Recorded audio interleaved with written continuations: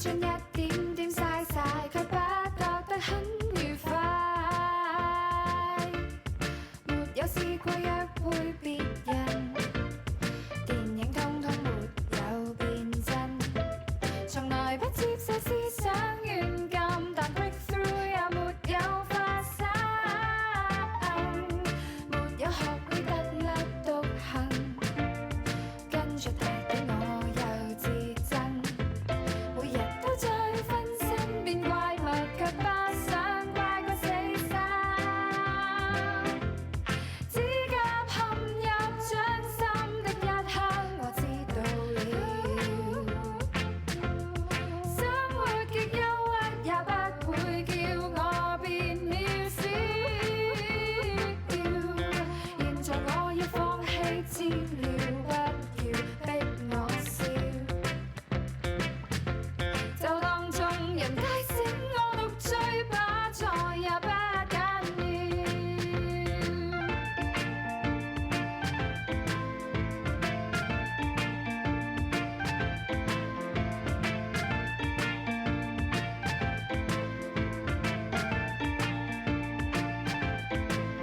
沉進廁所躲起來偷偷哭過嗎？指甲內眼角雨水照在，離去時彷彿心肝少一塊，但這種進化不能買。沒有什麼風光本領，樣子也未見標證，還未懂欣賞天生的個性，像大夢未瞓醒。當標奇立異是個罪名，叫我這個人離棄本性，長期分裂到什麼是決定，受夠了就瞓醒，指甲陷入掌心的一刻，我知道了，生活極憂鬱也不會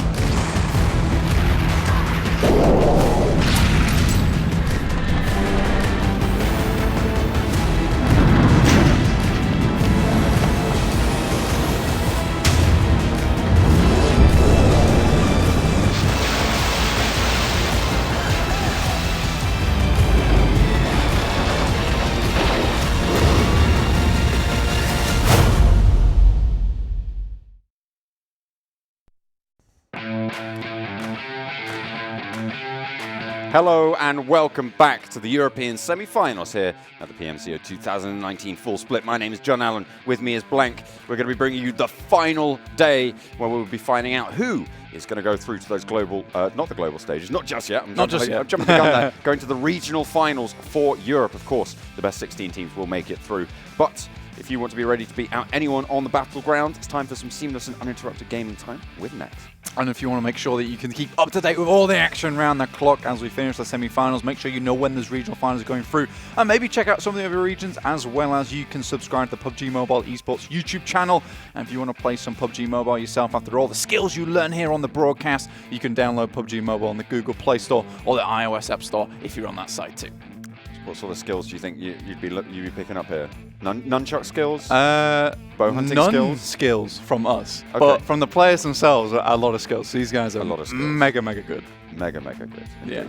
But yeah, a lot of these teams have been putting in a lot of work. Some of them a little bit lackluster. A lot of games still to play for them. I say a lot. Only 4 are going to be standing between all of these teams and their final placement. It's going to be a struggle for a lot of them to try and climb out. And for some of them, it might just be impossible. As of course, we will be only seeing 16 move through to that regional final stage. Of course, we will be seeing Groups F and Groups G competing today. This is a really exciting day to be watching if you've just tuned in.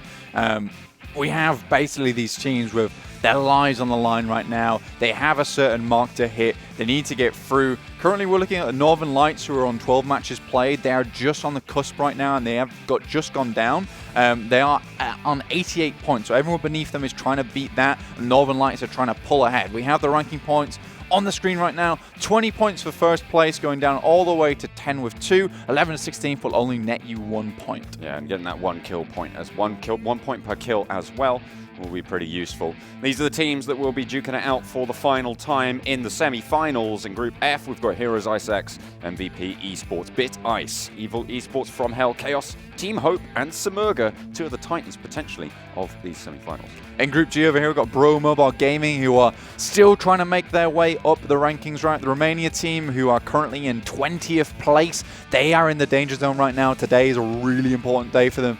DreamEaters, who haven't been doing too badly at all for themselves, they need to keep on going, but they have a pretty good team. KUMA, FUTBOLIST, Cream Esports EU, Northern Lights, and Pro. Group G is where a lot of the players and teams who really need to work today and work hard to make sure they make it into those top regional finals. Yeah. There are other few teams who are quite far down at the moment, like Pro are currently in 24th place with a 2.83 game average, which is really not good at all. We were saying at the beginning of the semi-finals, you need to be hitting around about 8 to 9 points per game to make sure you are hitting that nice average, which will pump you up into the regional finals. Yeah, that was sort of the boundary that we saw yesterday. It sort of sits around breaking the 7 barrier. If you can get above 7, it's more than likely you're going to be looking to go through. Obviously, you want to secure yourself just a little bit, just in case some freak chicken dinners happen down the bottom of the table. So you do want to be looking at, 10 is a comfortable spot, right? So that's a good result if you can hit a 10 average. Fantastic stuff coming up. And of course, we're seeing that for the majority of the top 12 on the table. I think a little bit further down as well, we're seeing a similar sort of thing. But that's where it starts to get a little bit shaky, right? For some of these teams, especially who have already played their 16 games, they're now starting to think, if you're in that zone of 8 to 9 average, you're thinking, okay, we should have done enough, but it's still at risk. Anyone who's down, so this is the weird thing, because anyone who's 8th to 16th place right now, anyone who's played 16 matches in that little quadrant is a little bit afraid, because they've not made a massive punch into the semi-finals and they're now done. There is opportunity for a couple of teams today to actually lap them and get ahead of them, so we're in a bit of a precarious situation. What they're mainly wanting is any of the teams who are in the 1st to 8th place to continue trucking on and steal a lot of those points away from the lower ranking teams. At the moment though, there's no one sat in the 8th to 16th place with 16 games played. The only teams that have 16 games played lower down than 8th place are the teams that are already confirmed to be eliminated, of course, that being back-to-back, who had a pretty questionable performance a couple of times in the games that we've seen so far, and Deformia Meditari, both sat in that red zone, confirmed to be going home. So we still have 6 teams yet to be selected for elimination in that red zone. At this point in the semi-finals, there are a lot of the teams from the 1st to 16th spot who have kind of done enough right now. Really what today is about is the teams who are 16 and below. really working hard. They need to hit some massive, massive games today. Unfortunately, when we get down from that 16-24 spot, the averages drop off significantly, like literally off a cliff. We go from 8-point average down to all the way to like a 5-point average immediately from that 16th to 17th spot.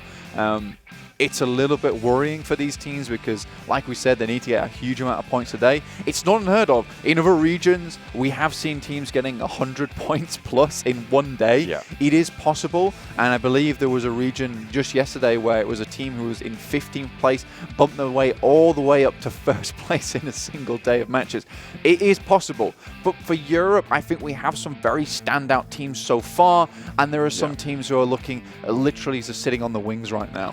Yeah, but if you're going to do it, today is kind of the day, because you're looking over at Group E, who have played all their games, and you're seeing a lot of strong teams in that mix. You've got Unique, obviously, the standout champions so far of the semi-finals. No one's really within touching distance of these guys. They are sat, almost 90 points clear of the top of the leaderboard. I think it's about 82 points clear at the top over No Rage. And the nearest team that can possibly beat them is SIMURGA, who are, I think, almost 90 points behind. The big thing as well to think about today, John, is that because Group E aren't playing, exactly, a lot of the heavy hitters are out right now. Where these teams from Group F and Group G, they don't have to play against them. And this is a very, very favorable playing path. Directly through the middle, super, super fair. Anyone can go anywhere with this one. Most teams might probably go up to Rozhok here, try and control some of the grounds around there. School and Apps is free. What we do see from Europe, though, is a very, very non-greedy playstyle. And in a way, it comes back to bite them because they will just all take named zones and they won't try and control several different compounds at once. For instance, you have Prison over here, and quite feasibly you can hold the two compounds and Alamo just off to the west here very, very easily. And you can hold that down, but a lot of teams will just go to a single named spot, hold it down, and then a huge amount of space around the actual map is just free. Look at this guy with his PMCO Club Open hoodie. I love that. It's just the PMCO, it's not the PMCO Club Open. Club you just doubled up there. Oh, that's the PUBG Mobile Club Open, Club Open. I've Club Opened it. You've Club Opened a whole can of worms on that one. I don't know where I got that from. I think I've been saying PUBG. PUBG. Oh, PUBG. You want to play with PUBG? PUBG. Yeah. Sounds like an Australian slang there, but no, I don't think. A bit of PUBG. Little bit of PUBG, mate. Want to play a bit of PUBG on the weekends? Play a bit of PUBG? Tim and Ben are going to be so upset with us. us. Oh, absolutely. Yeah. I hope they are. But yeah, it's a nice little Club Open hoodie there. I'd love to see it. The most annoying thing about a lot of the outfits in PUBG Mobile is that I want them in real life. Yeah, that is pretty difficult to orchestrate, unfortunately. Yeah. Not sure we're going to be able to sort that one for you, I'm afraid. I'll just have to do my own cosplay. It's fine. The circle has been shifted west, and teams did actually land Split Gatka this time around. Yeah, I actually really like this. ProMobile Gaming can control a lot of the area around here. For the time being, it's pretty useful for them because they can just hold that down, stay over there. That feels pretty nice for them. But they will have to condense a little bit later, go from the 4-man split to something like a 2-2. Kind of overlap their compound rotations as well to make sure they control as much space as possible as the other teams undoubtedly all rush in. Right now, though, you have to move through Pachinki and to the south and north of it. So it is kind of a funnel coming into this side of the map. Right now, Pro are actually doing a very, very good job versus Chaos, which is nice to see. But Pro currently with a 34-point total. You don't expect them to go too far, and I don't think a lot of teams are very scared of them at this point. Yeah, another team that we're seeing on our screens at the moment, SIMURGA. These guys are pretty safe at the moment. They're sat on a 13.6 average, or 13.7. 13.6 recurring, if you're being strict, but we are going strict here at the Club we are Open. very strict here at the Club Open. Of course, everyone needs to play fair, but the Romania team are trading at the moment with one of the top squads. And they are seeming to go pretty even at the moment. One of them is down, so they do rattle it out of the doors. SIMURGA pushing up maybe a little bit too much. Morteza, current kill leader, actually, is going to be found around the side of a wall. We'll push out wide, goes for the spray. Beautiful stuff coming in from Sumi. That's 3 people down for SIMURGA. Only one is trapped behind the wall, and there is another one waiting in the wings. It's Jetgill. No way that Moriquin is going to be able to get out of here. Jetgill just healing up with those bandages. Very unfortunate for SIMURGA there. I think they did take a little bit of an aggressive fight, to be fair. All behind one wall, fighting a compound, a little bit difficult. Not necessarily the fight you had to take. JetGill now in a really precarious spot at the top of the stairs. You don't think it's too likely that he gets his way out of this. Let's take a look at the map instead. Rozok currently controlled by Evil. FROMHELL are just outside, as well as the FUTBOLIST, controlling some of the compounds on that area. Currently, none of the southern coast is actually controlled, so KUMA have a pretty easy way into the map. But you would imagine that FUTBOLIST, Evil, MVP, and FROMHELL kind of want to remove a lot of these teams before they run into the circle. Because obviously running into the circle with about 3 other teams at your back limits your movement a lot, and you really do want to have a lot of freedom of movement when you're passing Pachinki, passing into favorable compounds. You don't want to be forced into a single position just because there is a team at your back.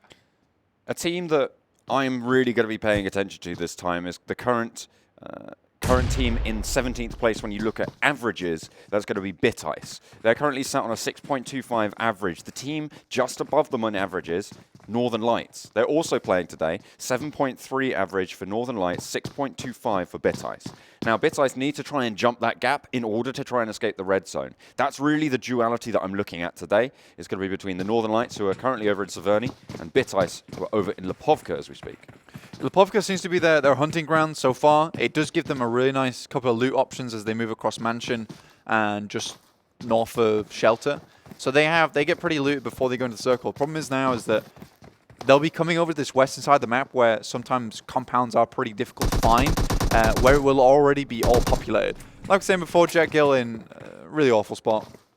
It's unfortunate. He doesn't want to be here. He wishes he had the ability to teleport right now because he really would.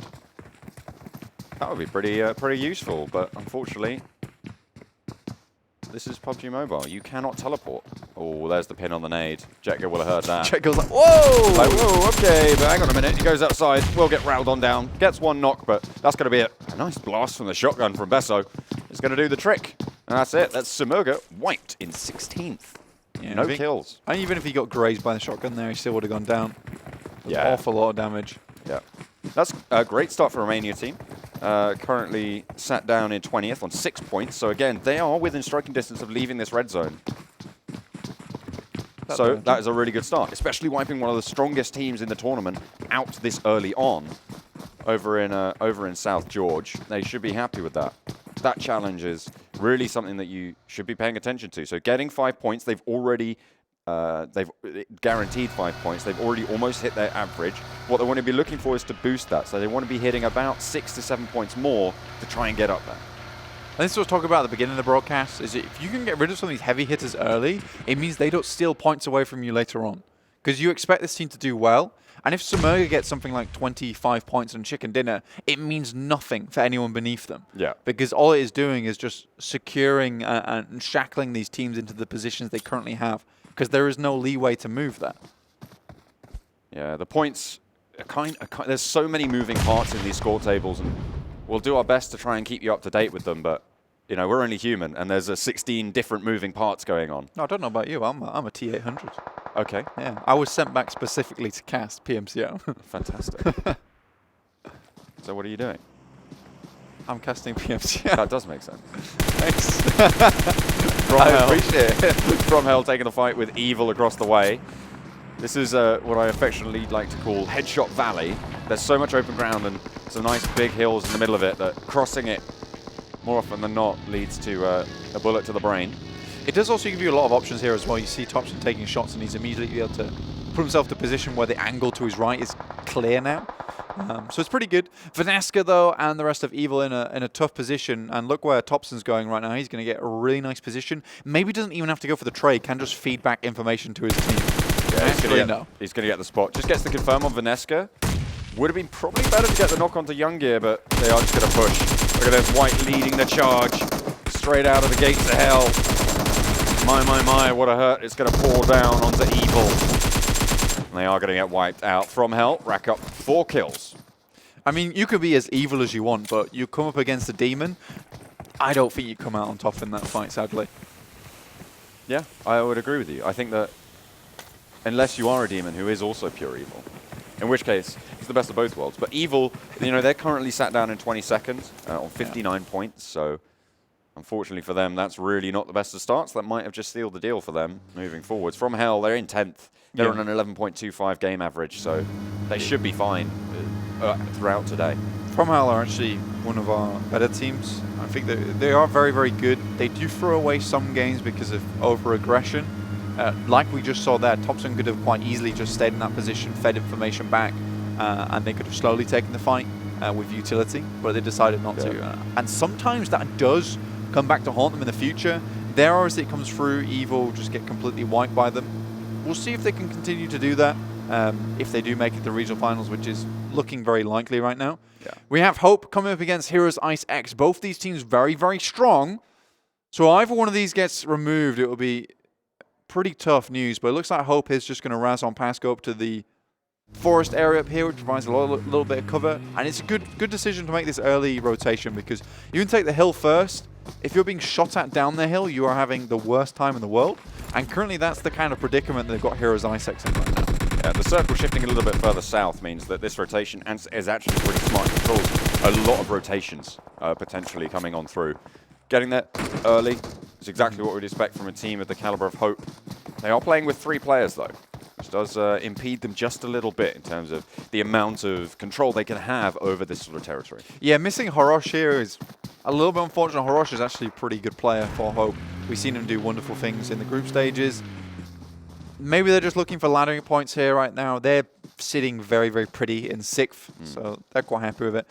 The thing with this map, the new circle coming down, is that if you want to go to the south side of the map, you have to come through Gatka fields. You're very visible there. You're most likely going to give up vehicles because people will just destroy them as you make their way in. Or you can come down all the way on the west side of the coast here, but it means you have to come past Quarry, which means that FUTBOLIST, ProMobile Gaming, as well as Heroes IceX will know exactly where you're coming from. Anyone coming through the Ferry Pier roads is going to have a tough time. They're basically going to be going straight into a massive amount of spikes on the floor. Will be pretty tricky indeed. FROMHELL rotating away. Looks like MVP don't want to take this fight. MVP, again, one of the border teams at the moment. Sat currently in 15th place with an 8.5 average in terms of the score. They are just trying to pick up the back rotator for FROMHELL. Potentially wise, but also not really going to hit too many shots. They're just owning this hill right now. And potentially want to move away now that they've taken some fights. Don't want anyone probably towards Rosok coming in and spoiling their day. No one's actually on that side, so they should be okay, but the circle will push them in as well. Yeah, it looks like DreamEaters are just going to currently stay on Military Island. Obviously, we're coming to phase 3 right now, so there is still a possibility the circle shifts down to military base. Very unlikely, but for the time being, DreamEaters know they don't have to move, and they can make their way eastwards and just take the little crossing there from military base over to the coastal side, which is actually clear right now, so it would be a pretty smart thing for them to do. But most teams, yeah, they're deciding they want to control a single zone just outside of military base, where DreamEaters, they're looking towards basically just a Maw of Death, so they're most likely never ever going to make this crossing over the western bridge of military base. Not a fan of this push, 3 in a car, especially running past FROMHELL. They have got their scout out. He's already taken a little bit of damage. They're now out into the blue. He goes up in a ball of flame, and now they might be under the pressure of that spray. If their car goes up, that's it. They've lost Daddy. He will be eliminated by FROMHELL. They get themselves a 5th kill, as the rest of the team do see themselves safe for now.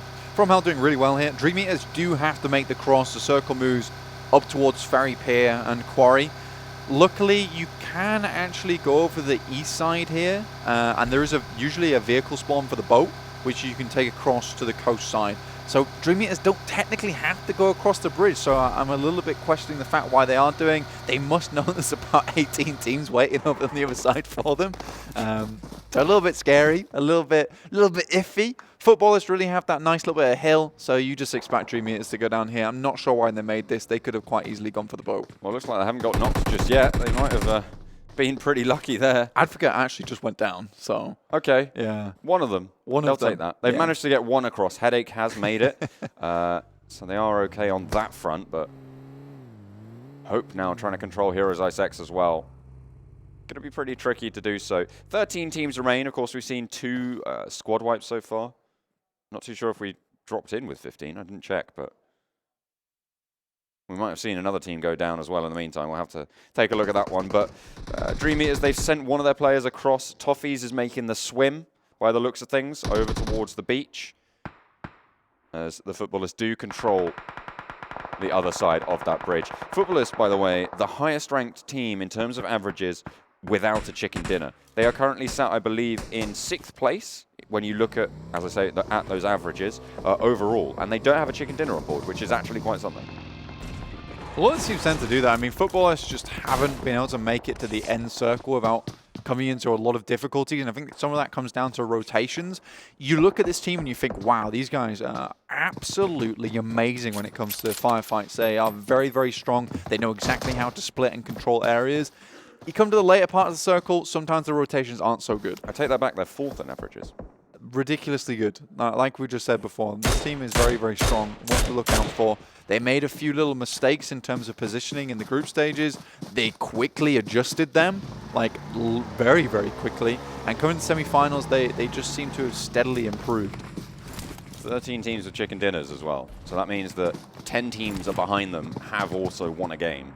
They are just being consistent. You don't need to win chicken dinners, that's the thing. It's great if you do. You do obviously get all those placement points. A nice nade comes in from Snow. Getting himself some points maybe on the cards, but Northern Lights turning their attention that way. Of course, Northern Lights currently at risk of getting knocked down. And if they go out to pro, that's really just going to be sunk points at this stage, with no one else getting them. Yeah, nade comes through. I'm not sure if it's far enough to hit Snow. Doesn't take any damage. Currently, he's just scouting for his team. Out comes all the smoke. They try and keep them as safe as possible. Pro not moving, though, is a little bit of a question for me. You would expect them to come help Snow right now. There is so much opportunity to do this. He has a knock. The aggression should be here. It's what we see Team Unique do time and time and again. The current leaders of Europe in the semi-finals. They are very, very aggressive when it comes to this kind of push. Now Snow is just going to leave, walks down the hill, know the res is coming through, and look to just provide more information and survive, which is really smart. The next circle going to pop south yet again, over towards the coastline. And everyone will have to move towards Ferry Pier, towards KUMA's stomping ground. Heronic does get knocked down by Snow on that rotation, but will they be able to take him down? No, it seems like they're going to be protected. Snow has the backup of his teammates as they send a volley of fire up towards the hillside. Snow is out in the open though. Did he go for the loot? Yeah, I cannot believe the balls on this guy. He's a very bold man, it would seem. Literally dragging the steel compartment across the floor at the moment. That is a statement, I'll tell you that. Yeah. But MVP might have heard this gunfire. Look at them. They're sneaking in the back. Yeah, this is the worst time for Northern Lights right now. They control a pretty good hillside here, but Snow came and just ruined the whole day. Oh, dear. Now MVP, they're in there. Dear. They're in there a lot. They are already going to be able to get 2 knocks as well as they continue to go for the push. Everyone now pushing on through. There's Disc Boy getting eliminated and yeah, I think that's it. MVP just wiped the top of the hillside, but they still have to move through Pro. They still have to get to the zone. Bro are taking a fight currently with Heroes IceX as FROMHELLL have rotated all the way in. Looks like Bro taking the brunt of the pain though, unfortunately.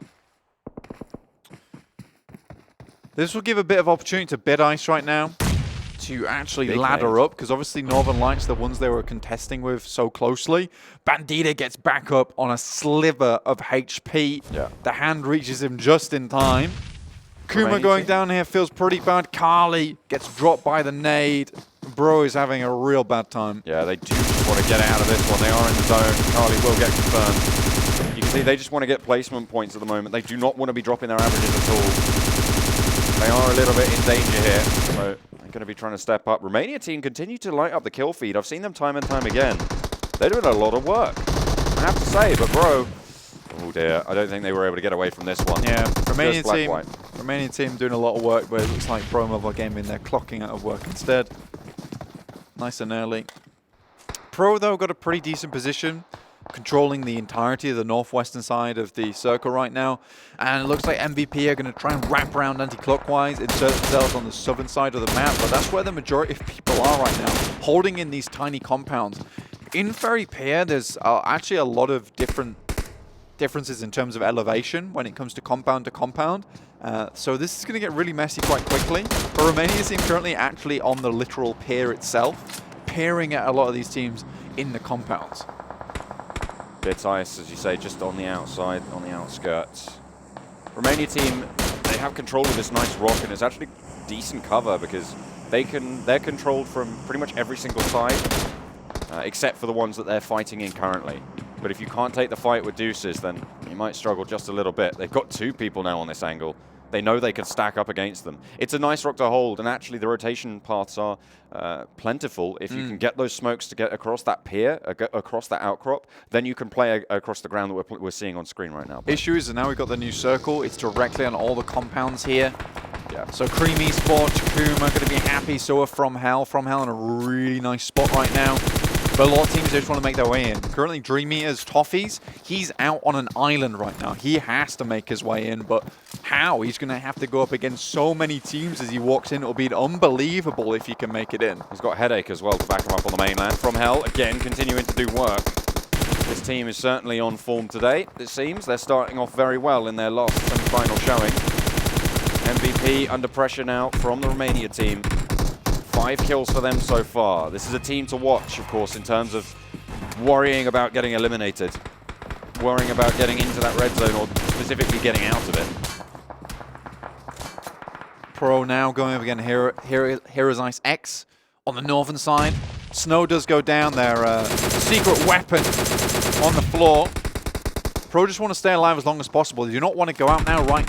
Because there's loads of compounds which are affording so much cover to so many teams. We have 11 teams still in this, and I think that is now Pro out. Kind of a sunk fight, though, with HIceX. As HIceX are relatively safe, Pro are pretty much eliminated, so that has a zero-sum impact in general on the standings for the teams at risk. But the Romania team taking knocks certainly isn't, and the Futbolist picking them up is just going to see them more secure into those tables. FROMHELL have got such good sight lines out just past Ferry Pier on the western side, where it's very open ground here, apart from a couple of little tiny ridge sides. I cannot believe that MVP have made it into this. They've had everybody looking their way, and there's still 3 of them alive.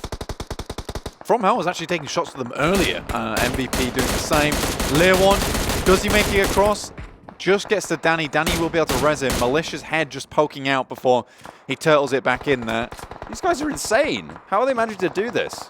That's Sneaky. crazy. Sneaky. Goodness me. Romania team have lost a player over on that coastline. They're looking to make that cross, as I said. What they probably want to do is smoke it up, get across, and see what else they can do. With the knocks onto BitIce, that might give them a little bit of power, but they really need to be worried about FROMHELL and KUMA. That's really the main threat right now. From this angle, looks like they're going to take the hillside and potentially take a fight with KUMA on this western side. Everyone pushing in, everyone crunching up. You can see Besso has been knocked, and there's Sumi going down as well. That's the Futbolist taking the fight. They confirm 1, so now the Romania team are down to 1 and 1 knock.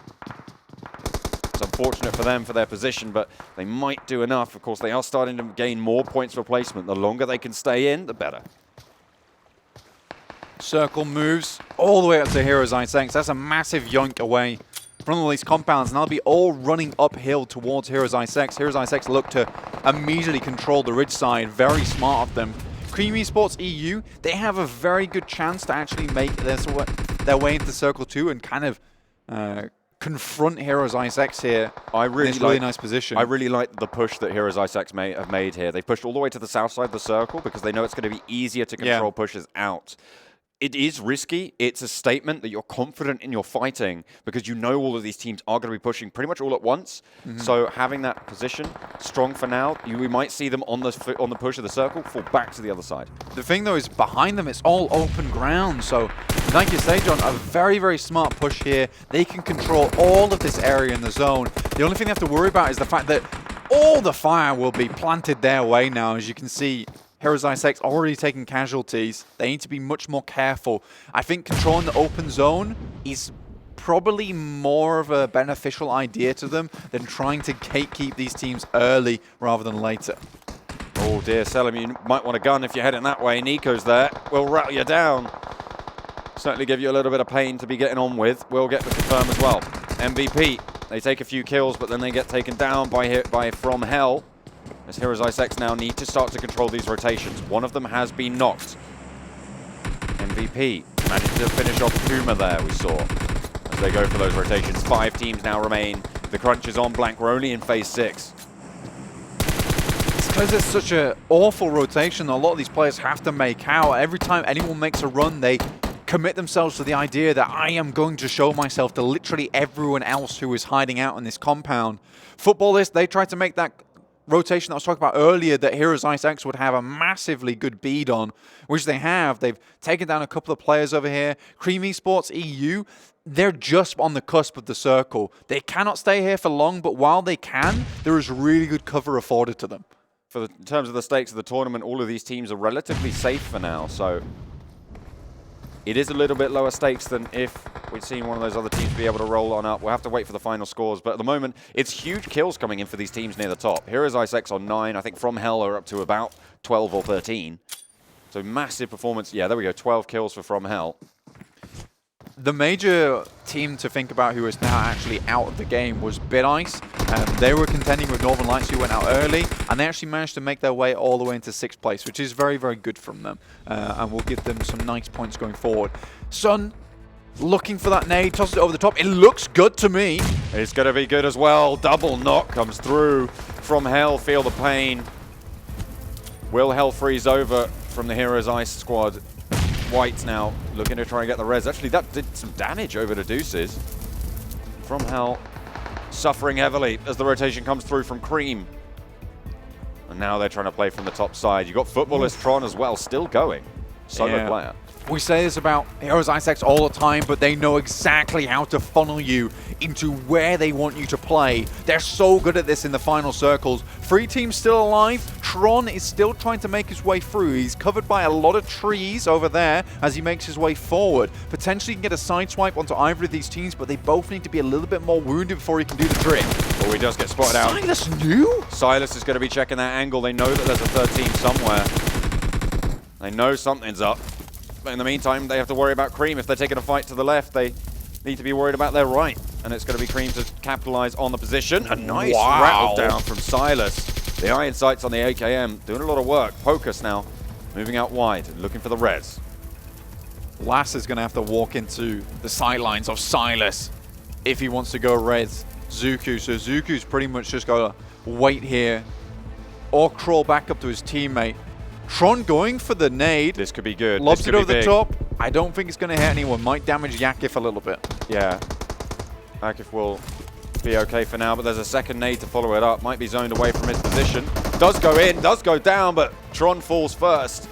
Cream able to pick that one up. 6 kills for them. The duo remains. Will they be able to stand tall? They do have the high ground at the moment. They go for 1. Kalos gets it, and now it's just 1 left from Heroes IceX. Silas trying to hold it down, but he cannot do it. Cream able to take the chicken dinner right at the end. Very well played to Cream Esports EU there. They did such a wonderful job coming out from a very difficult position they were playing. Heroes IceX, they are so tricksy when it comes to these circles. They know exactly what to do. They got such good deep game knowledge, deep map knowledge here to know exactly where to play to prevent a lot of these teams coming through. Cream were afforded a little bit of a second chance by the not coming through from Tron onto Silas, I believe, onto Yakif, sorry. From there, it became a little bit easier for them to do it, and unfortunately, Silas, with all the skills that he has, were just not able to pull it through in the end. Still 2nd place, a huge number of kills as well coming in for the squad. I mean, I think that was, what, 12 at the end? Being able to rack that up, that's phenomenal stuff. Yeah, 26 points overall. Yeah, really happy with their performance. But as you say, really what we're looking at today is going to be the teams around that red zone border. And as you highlighted before, 6th place with 3 kills is BitIce. That is a really good start to a potential run here. They're currently sat about 1 point average below the team who is in 16th, which was Northern Lights. They hit 10 points with this as well, which is very, very good for them going forward. That is more than the 9-point average that we're looking for, and they're hitting towards 10 points there, which is what most of the top teams are hitting per game. Yeah, so if they can continue doing that, that's going to be really, really strong for them going forward. If you incorporate that, that's going to raise their average by 10 over 13 in total.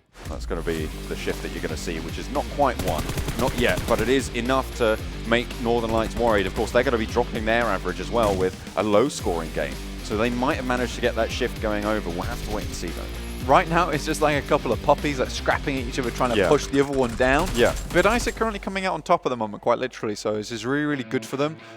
If they can keep it up, it is basically a scrap between these two teams at the moment.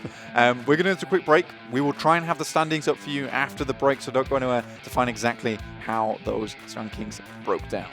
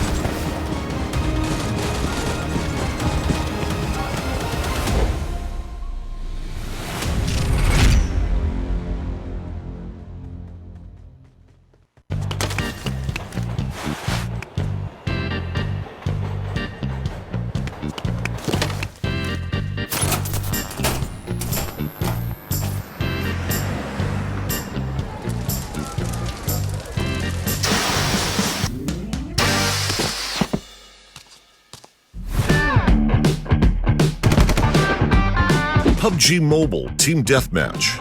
Anytime, anywhere. There is a better choice.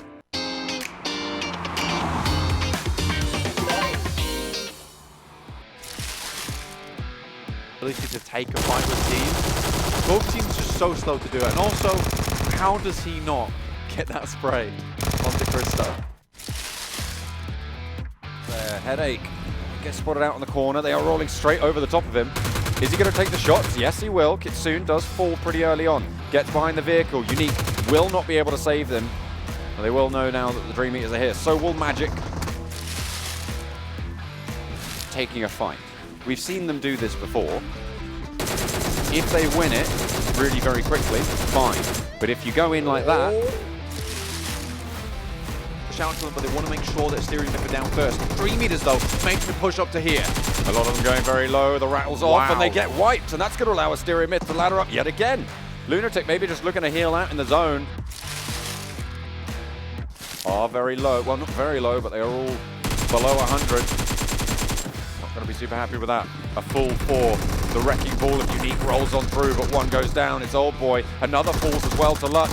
And they are going to try and chime on back now. Helios falls, and Unique will mount the hill.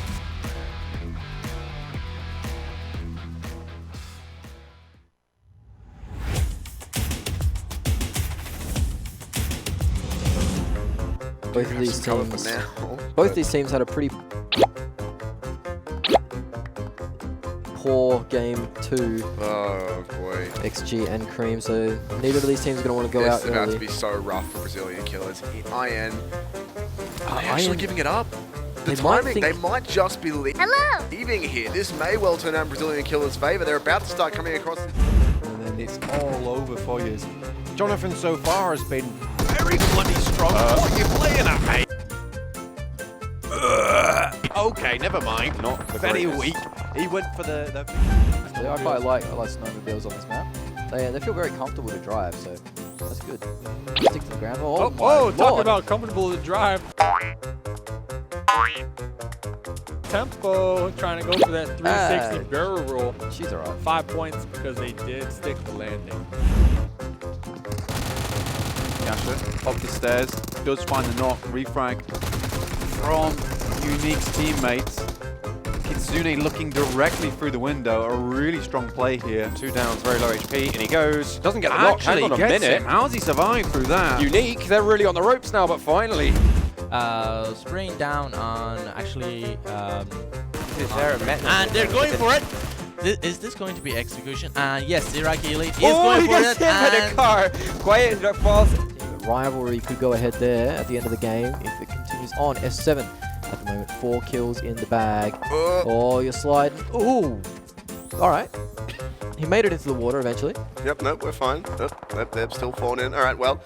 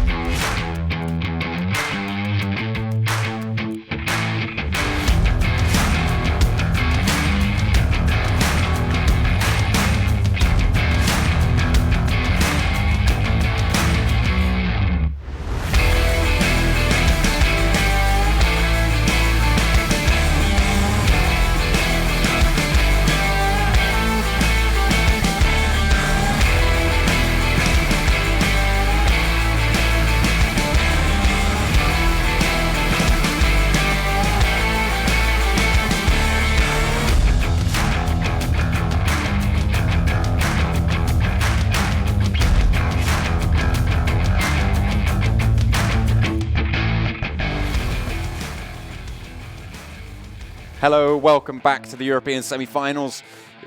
We are closing down on that final game of the day, but we still have 3 more to play. It's Sanhok next. My name is John Allen. With me is Blank. We're going to be covering PMCO 2019 full split European semi-finals for now. And of course, if you want to play some PUBG Mobile, you should use the NEX device, which will bring you a more immersive, more powerful, and more outstanding performance. You can get some glorious chicken dinners. Obviously, you can also subscribe to the PUBG Mobile Esports YouTube channel over there to keep up to date with all the other regions. We are coming to our final day today, and that will be the end of the semi-finals before we go into the regional finals. But there are other regions like North America who are currently still battling it out for a few more days, so you can check that one out. And if you want to play some PUBG Mobile for yourself, you can download it on the Google Play Store or the iOS App Store as well. Fantastic stuff, of course. Really, what we're looking at is the teams that are going to get eliminated today. 8 teams will be sent home. And right now, they're starting to lock themselves in. 13 games played now so far. We'll take a look at the scores in just a moment to see the scores from that previous game. Obviously, we're taking a little bit longer just to double-check all of these scores to make sure they're all entirely accurate. Of course, it is a very important day, so we don't want to be making any mistakes. At the top there, Cream Esports EU, 28 points. Nice turn up for them. And then we start to move on down with HIceX being very, very close, and FROMHELLL as well. Huge game for them. Massive games overall, 12 kills apiece for both these teams. FROMHELLL going to be pretty chuffed with 20 points coming to 3rd, even though they did go out in 5th place, I believe, maybe 4th.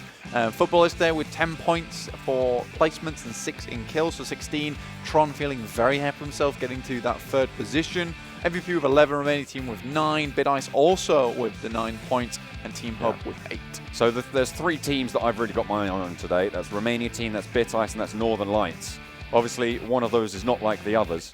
Northern Lights on 1 point, the other 2 on 9. They're trying to boost their averages up. There really is a race for that final qualification spot coming on here. As above that, there is quite a little bit of a jump. MVP Esports as well, at a little bit of risk, but they were over on the other side. So they are just okay for now. They are tiding themselves over. Yeah, these teams are basically scrapping it out for the rest of the day today to make sure that they do make it in. Yeah. We might even have a case where they shunt another team downwards and they all make it in. Very unlikely, but could happen. Yeah, well, let's take a look at those total scoreboards as they start to shape on up. Of course, Team Unique still sat atop, pretty much untouchable, as we said at the start of the day. Hope not starting off in a way, or SIMURGA either, in a way that will really look to catch them. So I'm pretty confident in saying these guys are going to be the top of the bunch moving forward to those regional finals. Team Hope can still maybe put a dent into next and no Rage's score and move it to the 2nd place. So can SIMURGA.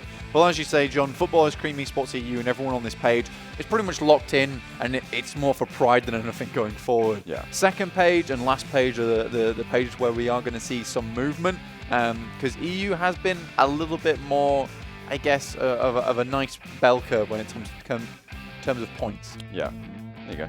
Got that in the end. So Bro Mobile Gaming dropping down just a little bit as MVP climbing up a little bit as well. You can see there is quite a points gap now between Bro and Northern Lights. They're sat at about, 18 points difference between the two. Which means that that's going to be pretty difficult to close moving forward. You do need a profit of 18 points, which means that Bro needs to go low down somewhere around 5-6 points, and then Northern Lights need to get a 20-point game to be able to try and jump up on there. Northern Lights, of course, one of those teams I said that we were going to be watching, and with a 1-point game, that's not the way you want to start it out.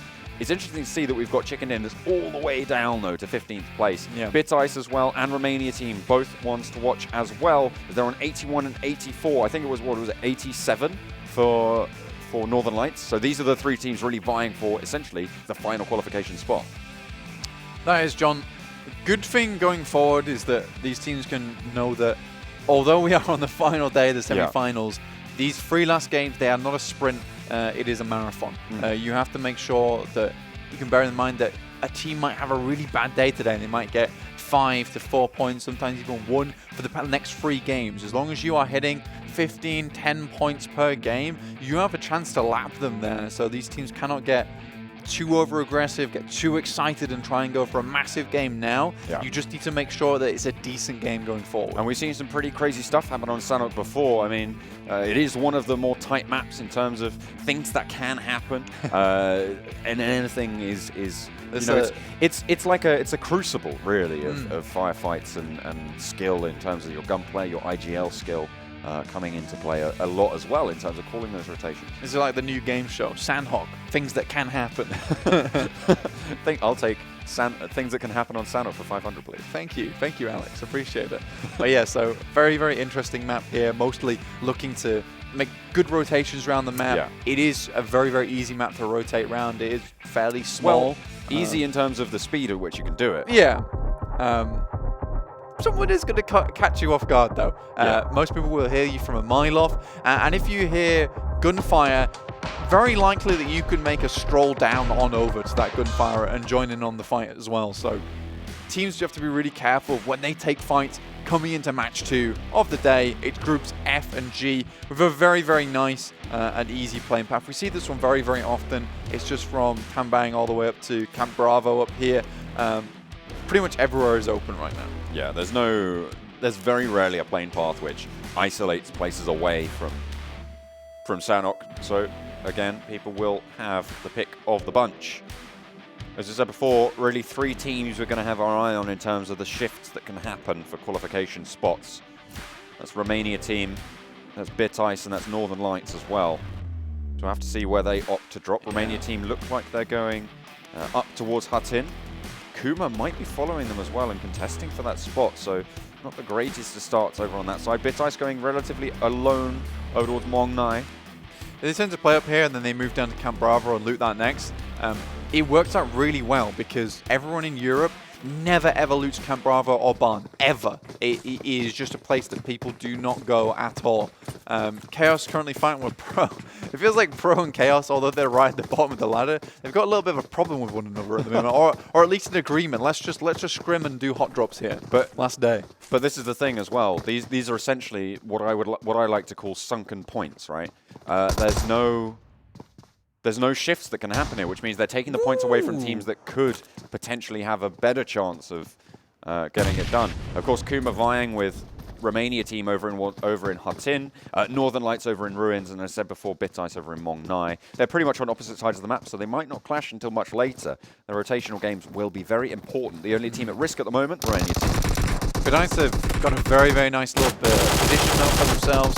A lot of teams will be rushing in from the southwest island right now, and they'll be clashing against so many teams who will already have taken very good positions on Hillside, just next to Boot Camp, just past Quarry. BitIce, on the other hand, they can wait fairly central to the latter parts of the game, and there's no one at their back right now, so they don't have to worry about running into the circle with anyone else. Yeah. They have a lot of freedom going forward. Big boys SIMURGA rolling into boot camp and just cleaning up the mess from Pro and Kaos. They're thinking, they're like, all right, what's going on here then? Trunchable in hand and Truncheon, not Trunchable. I'm thinking of, that's the character in Matilda. Yes. Oh, yeah, Miss Trunchable. Miss Trunchable. She was a right one. She was evil. She was oh. I mean, they were pretty evil to do that as well, so you're right in both senses. That's true.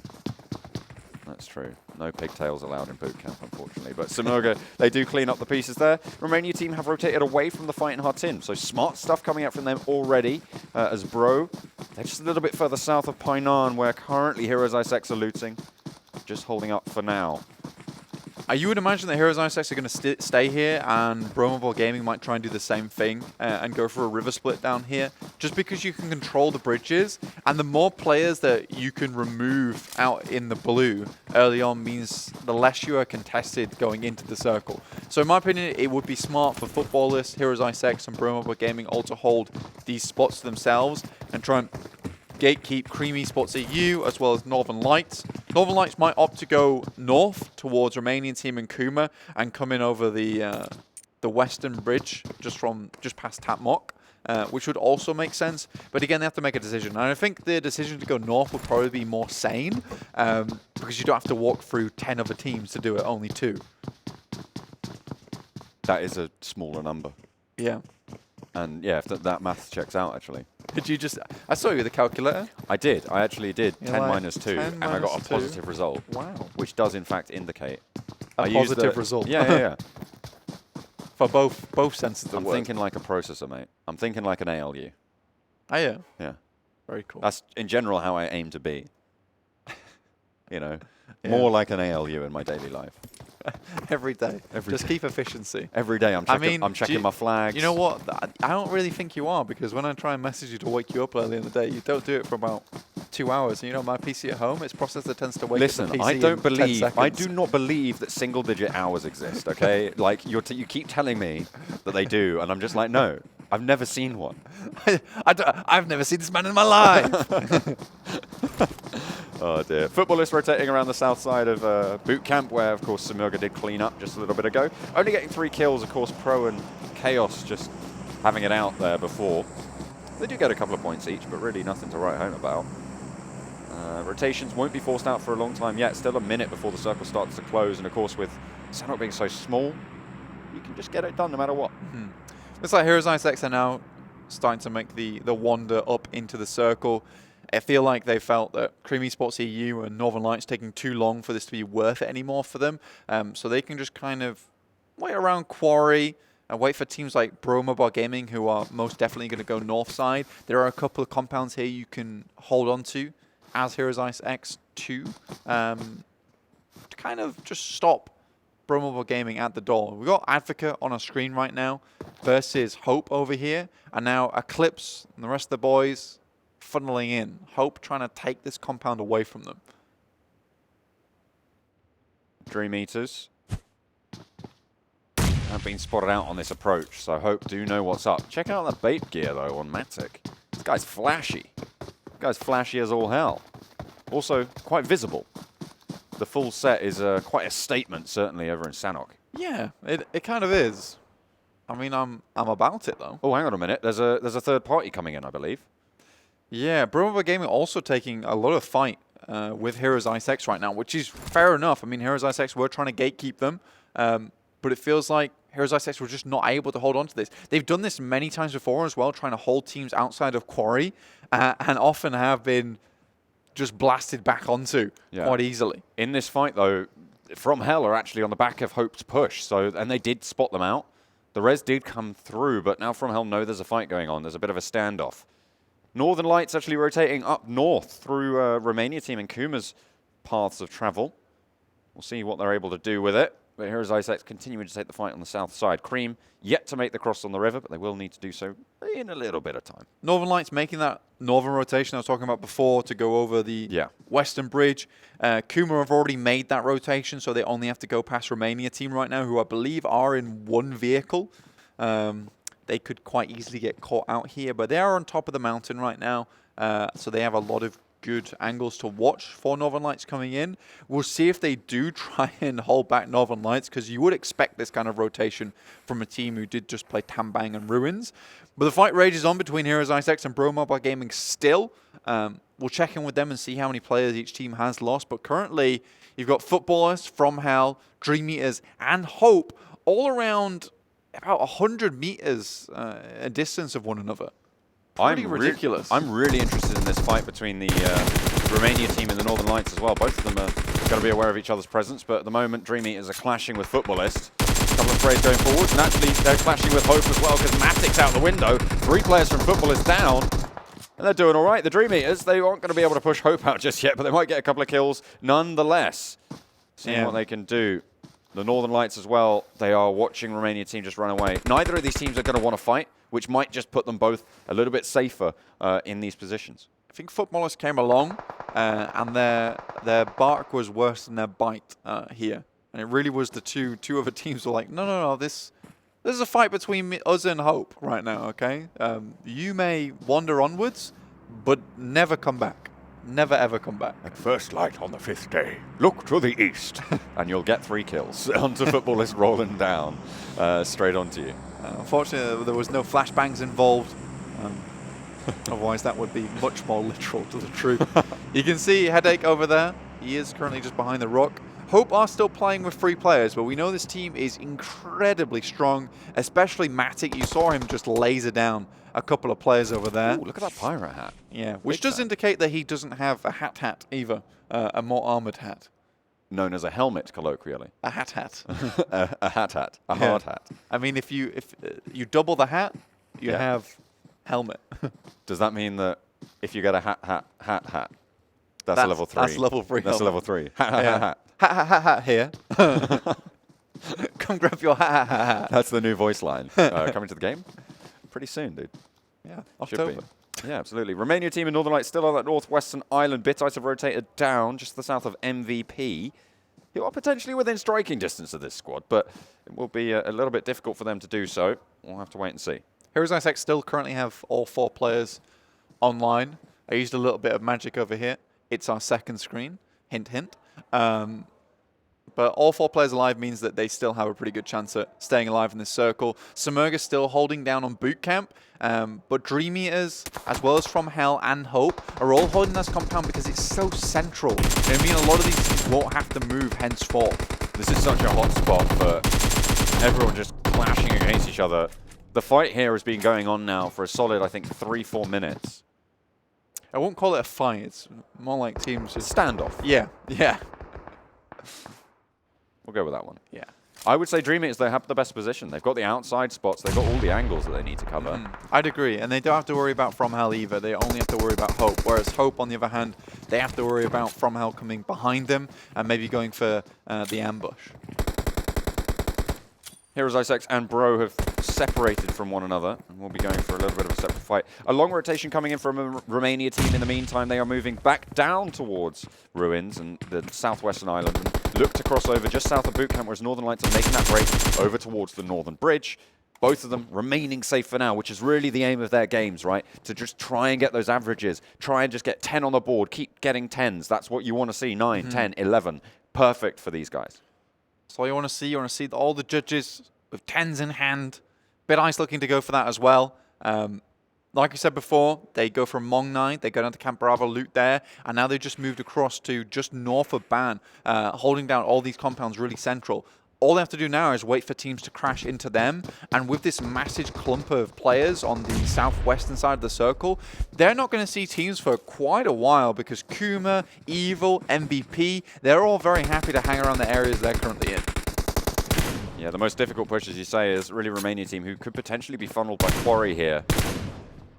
They do take a couple of shots. I think actually it's HIceX as well. It seems strange they would come down here. They had the option to go across the west bridge. Yeah. They've essentially swapped places with Northern Lights, right? Yeah. Northern Lights, that's the bad place. Yeah. Why are you going down there? It's like, fair enough, you guys can have it. It means we also don't need to take the fight. We can get rid of you by proxy. That's phenomenal. I'll trade yous. Trade yous No for one spots. out to the eastern side of the circle. BitIce, of course, dropping over towards Mong 9, Camp Bravo. All the compounds around there completely unoccupied. No one's made that break yet. So maybe Romanian team are looking for somewhere in there. Of course, it's going to be difficult for them to know. Oh, dear, Zezzy. Oh, my goodness me. Yeah, okay. He found him. Wearing his hat. It's Morroquin. Yeah, the ha did not keep him safe for very long, though, sadly. It's like a tattoo on a really bad joke. Yeah. FROMHELL, they're actually taking quite a bit of damage. Obviously they tried to move over open ground, and I'm not sure if they realize or not there is actually 2 teams here who are both actually fighting you. It seems that DreamEaters and Hope are very determined to have their square off. At some point they don't want any intruders on their fight right now. Phase 2, just locking in very, very shortly before we head over to the next. We'll see where that drops. To be fair, BitIce in a very good position to catch the next circle as well and be very happy with it. Currently, Matic's actually doing a lot of work onto DreamEaters, and now in comes the side swipe from SMG onto DreamEaters. These guys, the proverbial housekeepers here, they are just cleaning up all of these fights. They cleaned up boot camp. Now they might be looking to clean up this standoff. Yeah. Finally, an element of chaos moving on through. Morteza, one of the strongest fraggers in the tournament right now, has got them in their sights and might just be able to release them from it. Goes to the overarm, goes for the pop, looks for... That's a smoke, I believe, coming in. Yeah. On Kingsman. I think if they can smoke this door... Hang on a minute. Was that Romania team going down? Yes. That was. See, it was an odd position to take. Yeah, this is what I was thinking they were going to do. If they smoke the door, they can move all the way around, and now they can get a side angle and a flank. They know that one is knocked, and the rest are quite low. So this is really smart from Hope right now. They're going to push in. And SMG there, they have complete overlook on the entirety of this fight. They're really happy that this is happening right in front of them. They have been the Kings are just sweeping things up, and it looks like Hope will get eliminated, but now DreamEaters really at risk. Look at how low everyone is. Hope are eliminated in 12th, and SIMURGA might take this opportunity to push down. They might just hold this hillside for now as the zone does go their way, so they are going to be happy there. Northern Lights all the way out in Tapmock, yet to push in. They're playing a really hard edge right now. BitIce over on the eastern side. Of course, the Romanian team going down so early. This is the chance for Northern Lights to try and come back into it a little bit, and BitIce actually to try and extend that lead. Of course, between the three of them, probably only one is getting through. So if BitIce can keep those numbers coming, fantastic.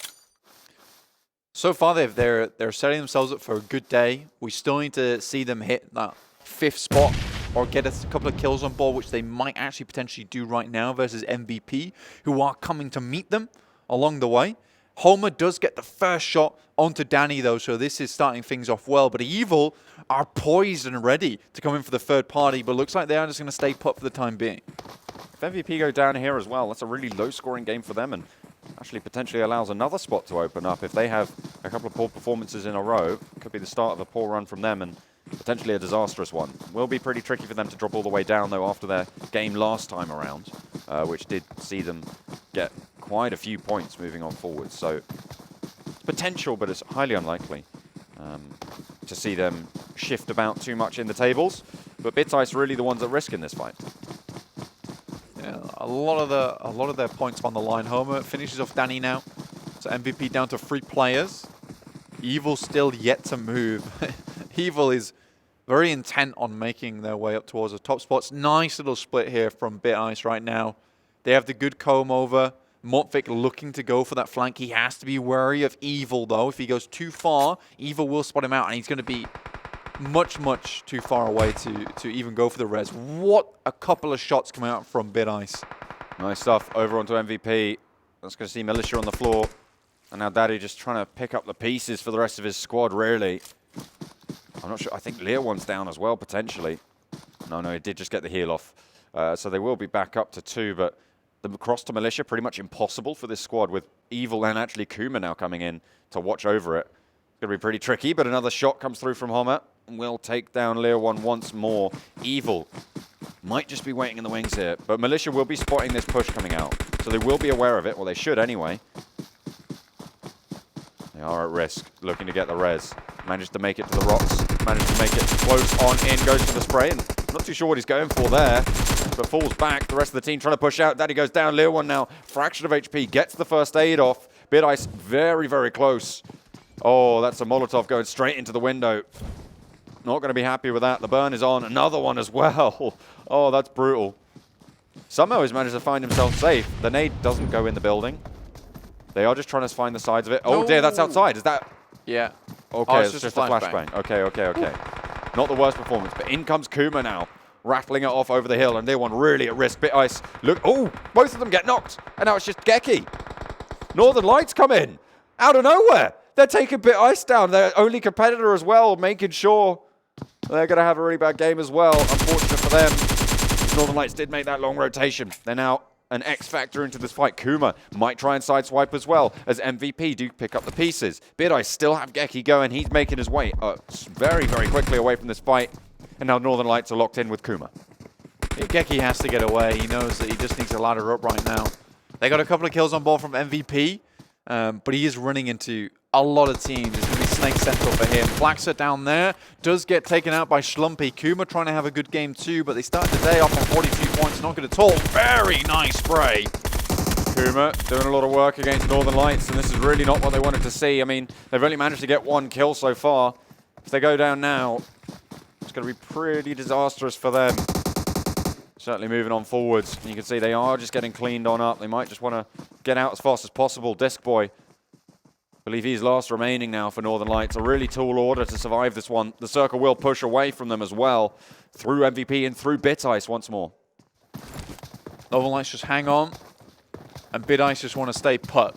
With Geki down there, he just wants to survive towards that fat 5th, the first spot, which would be excellent for them. But Creamy Sports EU, they are taking shots, but they clap back onto Deuces. Deuces now down, Alpha very low. The flood out sideways comes through for Cream, but FROMHELL able to scoop that one up. Pick it in, see what they can get. Last goes out wide, not quite going to take him down. Now Rodini tries to hold it on the top side. Alpha is going to fall focus, not able to get the refrag. They try to go for confirm. White is going to go down as well, but Rubdini holds it down in the back. Still alive, still kicking. But it is just him now for FROMHELL. And the floods of cream really not going to be abated. But Rubdini, one hell of a player. Going to do a lot of work. This could be a big good. The heel was there. It was out, but that's going to flush him out sideways. And Cream looks to break, but Focus hits the deck. The drop shot is good. Rubdini almost had himself a full squad wipe. We've seen him do it with 3, but it looks like 4 is his limit. Focus just gets away, and look at this. All the caterpillars on the floor trying to get towards their savior. He will get all 4 players back up again, you would hope. It doesn't seem like there's anyone really in distance here to go for the third party. KUMA having a pretty good game so far. 3 kills. Let's see if they can make it any better. We need to see an outstanding score coming out from on this match, on match 2. Well, not only this match, but all of the next ones as well. But I'm saying even for a chance here, John. Yeah, exactly. Evil, though, got to make sure that chance is certainly hard fought for. The shots will come back in. Schlumpy going down on the back's not very good for them at the moment. And Disc Boy did survive in the fight. Will have to make his way in as they do sort of separate themselves. The shift is hard away from this northeastern side. They are really not giving these lower down teams any luck. And straight into HIceX as well. They're holding a compound that is still into the next circle. Bro, on the eastern side, have some buildings to play around as well. SIMURGA just crutching it down as well. DreamEaters will play spoiler to the northern side as well with that compound on the crossroads.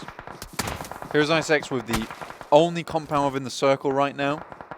There is a nice ridgeline that SIMURGA can control, and we've seen this ridgeline used before. It's very long though, so it means that you have to cover a lot of space. Oh, that's mean. DreamEaters taking those kills away from KUMA. Just in the middle of it there. You can see they're just picking off Evil as they go. Evil get eliminated on the north side, and those kills go over to DreamEaters. 7 kills for these guys now. They've had quite a good situation off their standoff. KUMA are going to be pretty upset about that, to be quite honest. Black-White does get a shot onto Zuku there. Remember, Cream Esports are on full members. And now KUMA taking shots from SIMURGA on high.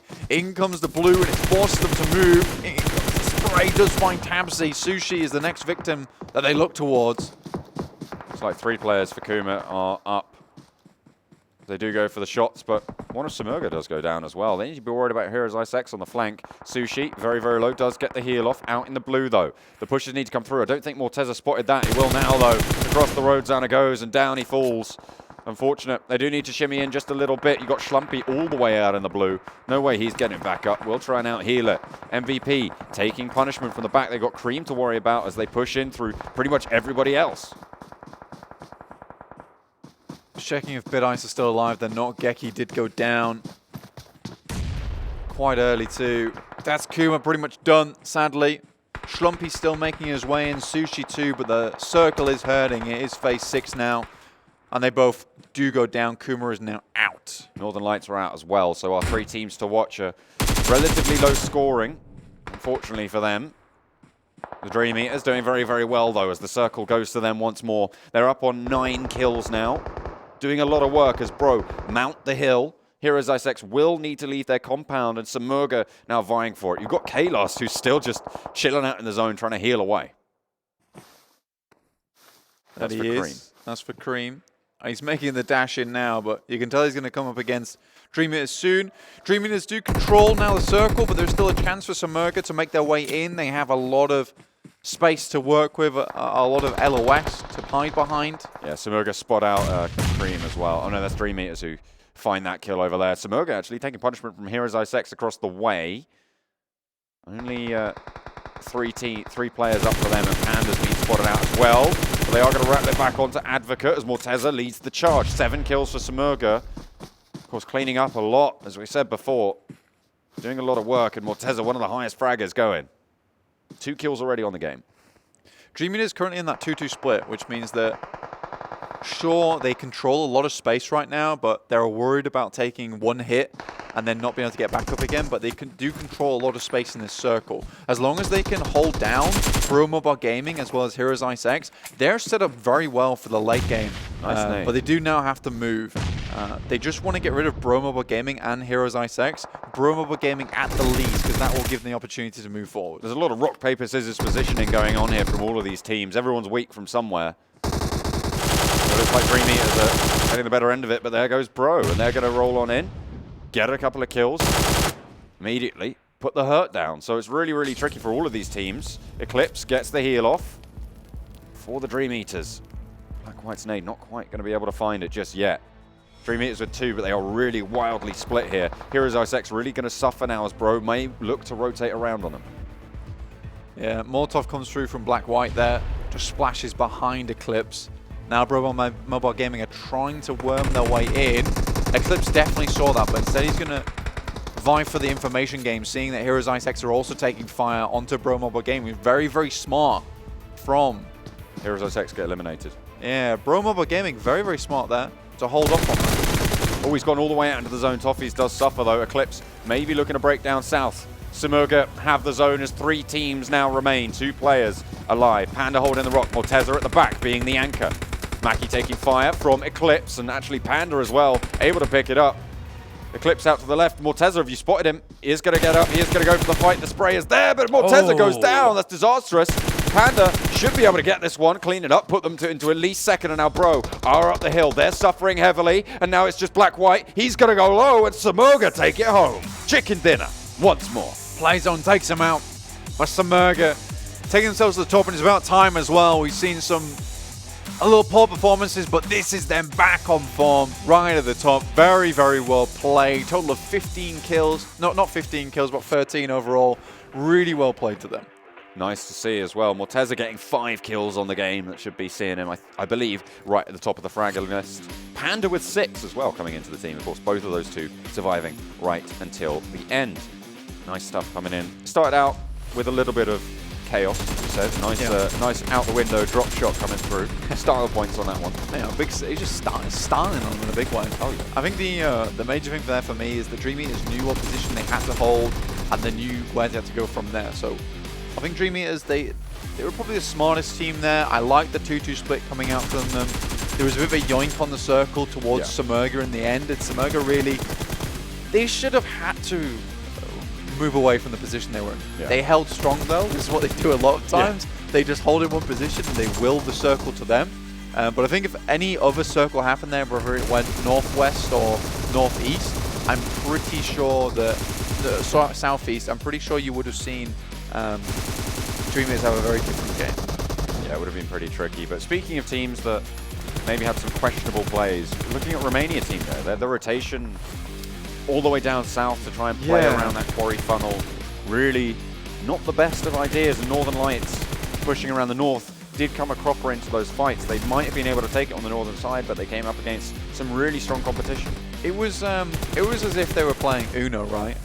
You saw Northern Lights, they had 1 card left, and they passed it over to Romania team. Romania team were like, no, you. And then Northern Lights were like, okay, we'll win. We'll win. That's fine. Which is fair enough, but they of course didn't manage to get too many points there, so we'll have to wait and see what the score tables are saying after the break. When we come back, we'll be able to break that one down for you, but in the meantime, don't go anywhere. We've still got 2 more games to play. It's all up for grabs.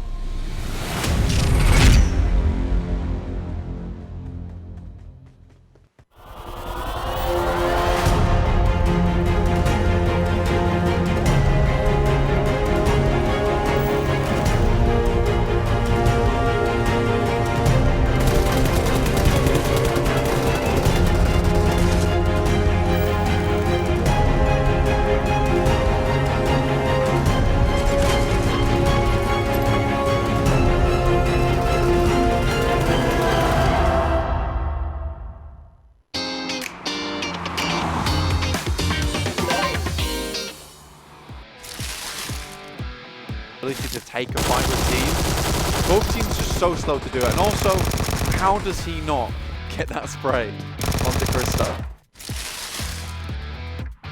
Headache gets spotted out in the corner. They are rolling straight over the top of him. Is he going to take the shots? Yes, he will. Kitsune does fall pretty early on. Gets behind the vehicle. Unique will not be able to save them. And they will know now that the DreamEaters are here. So will Magic. Taking a fight. We've seen them do this before. If they win it really very quickly, fine. But if you go in like that... Push out to them, but they want to make sure that Asterion nip it down first. DreamEaters, though, makes the push up to here. A lot of them going very low, the rattles off, and they get wiped, and that's going to allow Asterion Myth to ladder up yet again. Lunatic maybe just looking to heal out in the zone. Are very low. Well, not very low, but they are all below 100. Not going to be super happy with that. A full 4. The wrecking ball of Unique rolls on through, but one goes down. It's Old Boy. Another falls as well to Lutz. They are going to try and chime on back now. Helios falls, and Unique will mount the hill.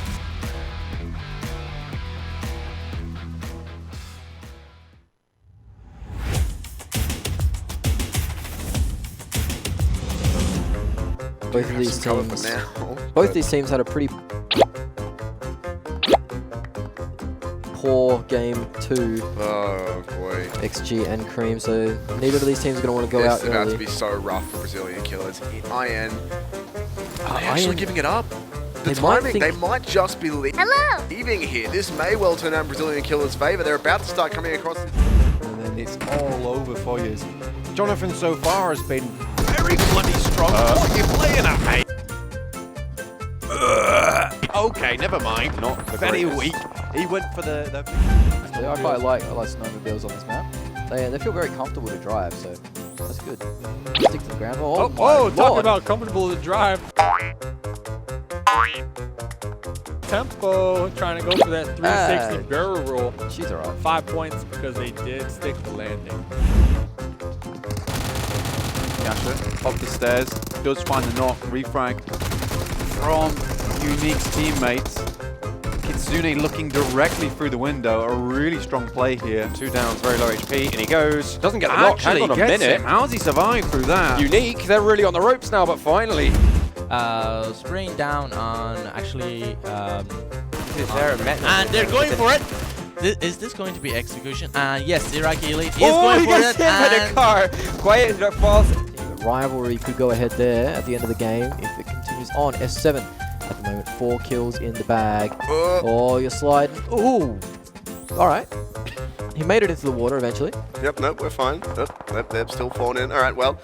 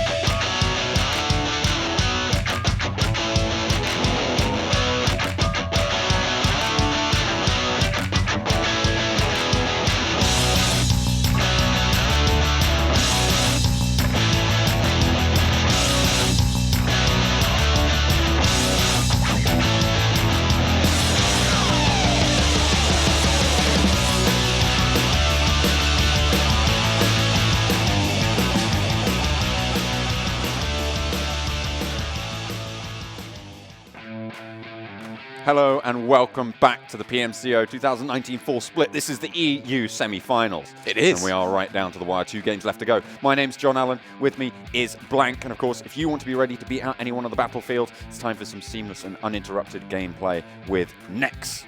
If you also want to make sure you can keep up to date with all the action which is happening around the clock right now, because obviously the last day today of the semi-finals, but there's more PUBG action out there. You can subscribe to the PUBG Mobile Esports YouTube channel. I believe there is a link down below. And if you also want to incorporate some of the skills that you've been watching today on the PMCO, you can download PUBG Mobile on the Google Play App Store as well as the iOS App Store too. The Google Play Store. I'm going to just correct it now before John tells you about after the game. I did not hear what you said. Oh, did you not? Honest, yeah. You just like let it go. That's fair I was enough. focusing on my moves. Well, were you throwing some shapes? I was doing some moves, mate. Okay. But other teams that are doing some moves, or trying to do some moves anyway, the 3 teams to watch, as we did look at during those past games, Northern Lights, BitIce, and Romania team, they struggled just a little bit. We'll have to see what they're able to achieve here. But BitIce actually making an appearance at the bottom there. But topping in out SIMURGA. 33 points, 13 kills. Bang. Great final game. Great final circle. There we go. Was a great final circle, John. Your turn to talk. DreamEaters there with 20. Now you may speak. Hey, you will now hold the card of speaking. Absolutely. Thank you, John. I appreciate it. You're Bro Mobile Gaming there with 20 points, nothing to be ashamed of at all. I think Bro Mobile Gaming trying to make sure they solidify their position on the rankings right now, make sure they go to those regional finals. Cream Esports EU also not doing too badly, a really consistent team so far. KUMA finally making appearance on this #1 page with 10 points. Big congrats to those guys. A little bit late. A little bit late, but big congrats regardless. Here's IceX with 10 points. They just wanted to keep themselves towards the top of the table. MVP Esports with 9, and BitIce coming with 6, despite getting Geki into one of those last circles. So they are the highest scoring of those 3 teams to watch. Of course, you can see Northern Lights on 3 and Romania team on 1. That's going to leave BitIce with not the worst performance coming through. They will be the I'm not even going to try and frame this, but basically BitIce did the best out of those 3 to watch, and the teams above them did a little bit better. So that's just going to only open that up and make that triple threat section all the more dramatic. I think you did absolutely fine. I think that was a great breakdown. I don't think I could have said it better myself. We are going to see the overall standings right now on your screen. Team Unique still at the top. We've talked about them enough. Asteria Myth there, holding it down on the bottom with 160 points. Next with 173 going down. Cream Esports EU coming up to 4th. And SIMURGA solidifying that 2nd spot of 190. Cream Esports have had 2 really blinding days, I'll be honest. They started, I think, 2 days ago on around 14th, somewhere around the bottom end of that, towards the red zone, and now to be up in 4th with the chicken dinner as well. Fantastic stuff. Yeah, Cream Esports EU, they've got a really nice foundation to build around. I think they've got quite a few teams in different regions too, so they've got a lot of support behind them. We're on the 2nd page right now from Hell. They go down into 10th position. Down there with DreamEaters, they will make it up to 13th, and this is the danger zone right now. You got Bro Mobile Gaming going up to 14th, just barely. MVP Esports going down. Northern Lights there with 92, meaning that BitIce is on the next page. Yeah, so Northern Lights is now 30 points behind MVP. This means that essentially they're pretty much locked into being 16th place maximum, which means that, as we were saying before, it is just pushing these 3 teams together in a head-to-head fight. So 92 points there, 90 points for BitIce. Back-to-back, actually, 83, but Romania team dropping down just a little bit to 82. So there's a 10-point differential between these 3 teams who are all going to be pushing. And then you've got Chaos a lot further down, so you can really see that it is those 3 on that final spot. And there's only 2 games to go. Yeah, Chaos, even if they wanted to make their way in, they're going to have to 2 games just like what SIMURGA just had, which is kind of impossible at this point. Yeah. I think we've seen teams do it, but you just don't expect it from Chaos, right? No. BitIce, though, like you're saying, John, Romania team, BitIce, Northern Lights, these are the guys to watch out for going forward. We'll see how well they can do on Miramar, where you've got a lot more movement to walk around, especially with the map being so large at the moment. These teams can stay out of the fight for a long, long time. Sadly for them, the European region is very much, let's all go to the name zones on the map, and let's try and leave as much of the map open as possible. Which is why we see on Sanhok so often that same southwestern push up from Quarry into boot camp. It's really interesting because they all take this position down there, and we almost always see that push and the mad dash of all these teams trying to make the way towards Barn, which is not taken early on. It's the European quarry funnel. It's It's just so weird. It's some weird effect that seems to keep on happening. But we're not going to be playing Sanhok this time around. We are done with that one for the semi-finals, in fact. Of course, that is the last time we're going to see that in the semi-finals. We have to wait until the regional finals to see it again. But this is going to be the last time we're going to see Miramar, as well as we are going to be heading over and seeing where these teams are going to go. As we said, really the 3 teams to watch. Really going to try and hammer this one home is that the Romania team, BitIce and Northern Lights, those are where we're looking for the drops. Those are the guys we're looking for good rotations, and they need to be putting these points up because at the moment it is very much all to play for. Romania team dropping down a little bit, obviously on 82 points compared to BitIce on 90 and Northern Lights on 92. Those two are really fighting it out. Romania team do need to put in a really strong effort to try and leap them up here. Yeah, they're all in a bit of a strug hug right now, together at the bottom of the table. They're also kind of struggling in these games too, because there's no one team that is really outstanding so far as we head into match number 3. What we want to see is someone break away from the pack. We want to see them fly forward, but at the moment it's just not happening. Team Hope currently able to push mad scores with only 3 players, which is the kind of sad thing to look at right now. They're almost making a mockery of anyone else. There's a reason these guys are towards the top of the table. Like, they do phenomenally well.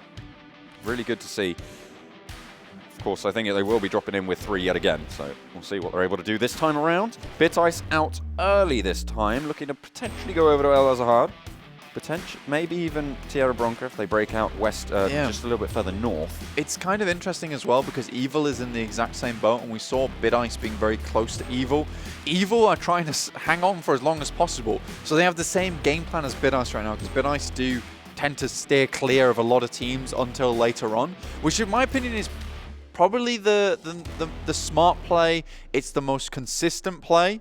They only have to be worried about if Northern Lights or MVP suddenly have a ridiculously good game, which right now isn't looking too likely. So in my opinion, BitIce's play here to quarantine themselves, stay out the way of other teams is quite smart. Romania team are dropping, looks like in Picardo with FROMHELL. A really risky drop, and actually might prove disastrous for them if they can't make it work for them. We were saying before, they are dropping down a little bit. If they go down early here, it's all the worse. The circle is going to shift southwest, so they will be in it for now. And it looks like they have hit the deck first, and FROMHELL still yet to go down. We'll have to wait and see how that fight turns around. Northern Lights all the way down southwest in Valle de Mar. Pretty isolated from anyone else, as are BitIce, but on the northeast, who actually went to Cruz de Valle. Oh, they did. Got a circle pop now. Pops southwest. We've seen this circle time and again, John. We know exactly how it plays out. Just off the west of Ladria, there's a lot of good hillsides that you can play on. We've seen teams who make their way down from El Pozo have to be worried about the teams coming in from the eastern side of the map. But they're usually ones that hold down a very, very nice position early. Romania team fighting with FROMHELL. Don't know how good of an idea this is. FROMHELL tends to be a very terrifying team when you put them in a gunfight, especially the beginning of games too. Absolutely. They are a team that can survive through these in the most unlikeliest circumstances. I mean, they came from hell, literally. Yeah. This is also their spot as well to go to, just south of Picardo here. We saw it yesterday versus Magic. That's where they went, and they were often able to win out a little bit before they went down to Los Leones. So you got to be worried about FROMHELL a little bit if you're a Romania team. I don't know if Romania team just want to bug out, leave, try and make their way over to Ladria or Monte Nuevo, which is currently unpopulated, which is pretty amusing, once again. This is what we're talking about, guys. There's just so many teams that just clump together for some reason, magnetized or attracted to other players. And this is the thing. This group of teams will have played this map. This is the 4th time they'll played it with each other. So the fact that they haven't figured out those drop locations now is pretty astounding. And then when you look even back to the group stages, a lot of these all of these teams will have played against each other there. Sorry, not on Miramar, of course. It would be slightly different for that, I think. This will be the first time that these guys are playing Miramar. Why did I think this was Erangel? I was lying to myself. You were lying to yourself. Yeah. Well, that's unfortunate. But it's not the first time they're playing Miramar. You were so convincing that I almost believed you. Yeah. I was like, is he right? I was like, yeah, no, it wasn't. No. But it did take me long enough for you to say no. So you got to be proud of yourself for that. Okay. Yep. Okay. Yep. Okay. A little bit of a clump up, as you say, towards the northeastern side, around Hacienda del Patron and Yeah. just a little bit north towards La Benita. Young Gear has been a bit of a car crash here, sadly. Yeah. He was just knocked down. Have you been in a car crash that wasn't your fault? Sarah's got your back. Have you phone 10-cent games insurance? We'll give you a free hat. It'll be dropping right into you on the next game. You just have to fight everybody else for it. Let's give you one. Yeah. All of the players have to fight over it. But it was intended for you.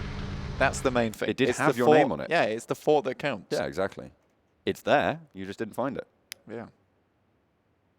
Romanian team still holding inside the warehouse.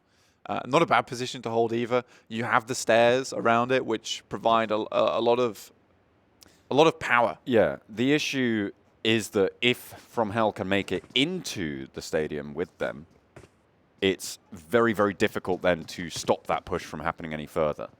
Yeah, because we've seen it before with Black White actually just poking his head up the stairs and using the third party. But that was a nice little spray. You saw that guy just take about 5 bullets his way, and every single one of them hit the chest of armor. Nice little leapfrog there as well as Packer tries to make the cross, but he's going to get rattled down from the sidelines. A nice refrag comes through from Summy, the hero really at the moment for Romania team. Of course, this is crucial for them. As we said before, they are one of our teams to watch. Thompson goes down to Besso, and that's the sideswipe from FROMHELL, completely eliminated. We said how strong they were in these fights, but apparently Romania team, they will not go quietly into this good night.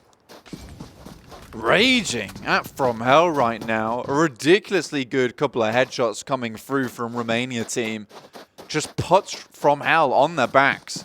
And now Deuces, he pretty much has to leave. He is going to leave in this vehicle just ahead of him, so lucky for him. Oh, And Rob Dini, oh, there he goes. he gets panned and made into a little omelette of loot. An omelette of loot? Would you not rather Scrambled loot? a scrambled loot? I think an omelette of loot is probably the best.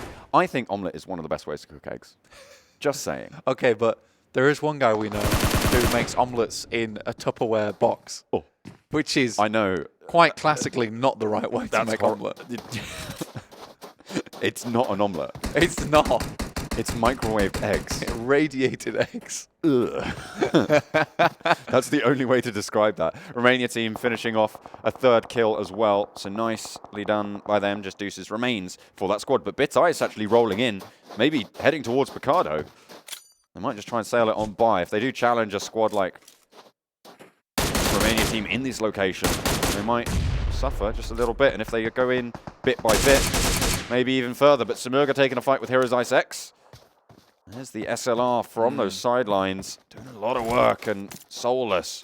He's been such an anchor for HIceX time and time again. Yeah, I'm not even sure you can call this a fight of HIceX right now. HIceX have got SIMURGA's head in the toilet and they're about to flush.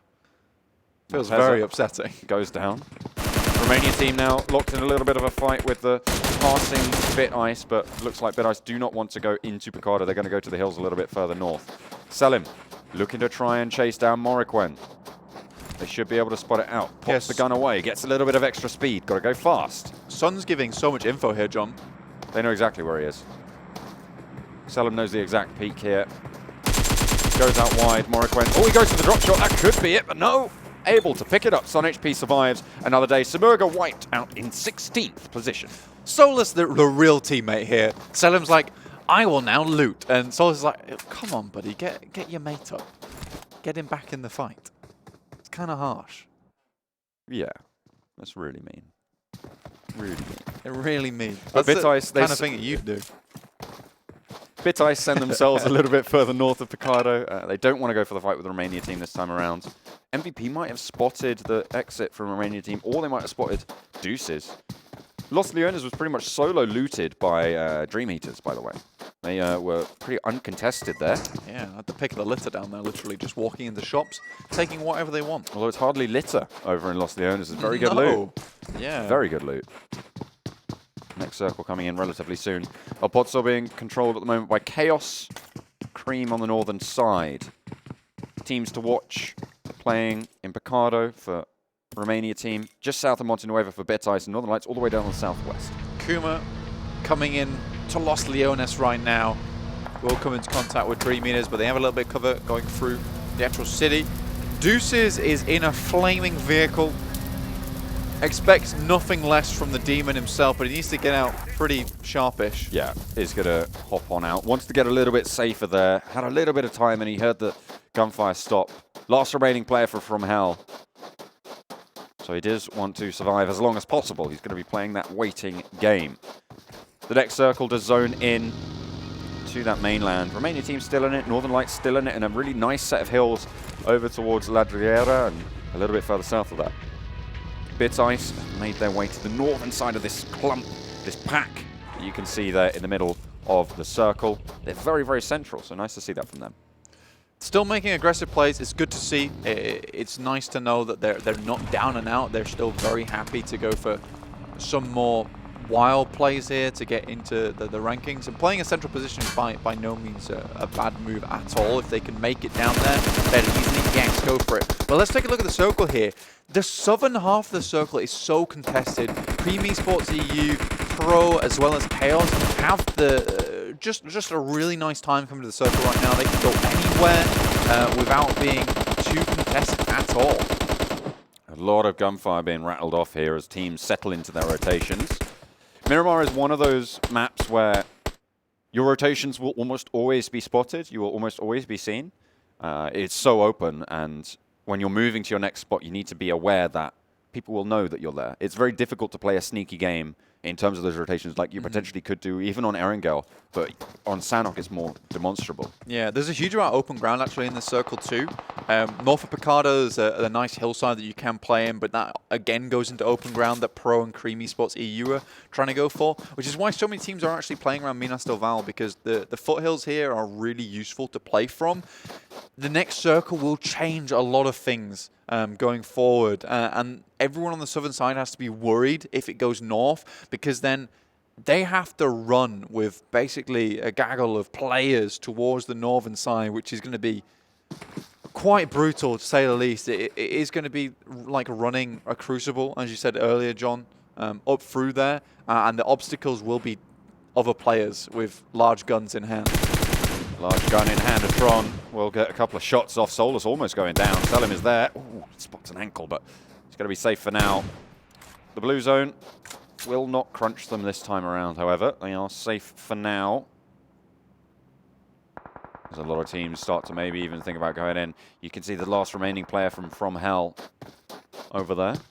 DreamEaters chiming in on the back as well, who solo looted Los Leones, and now they want to take a little bit more of a south-central position.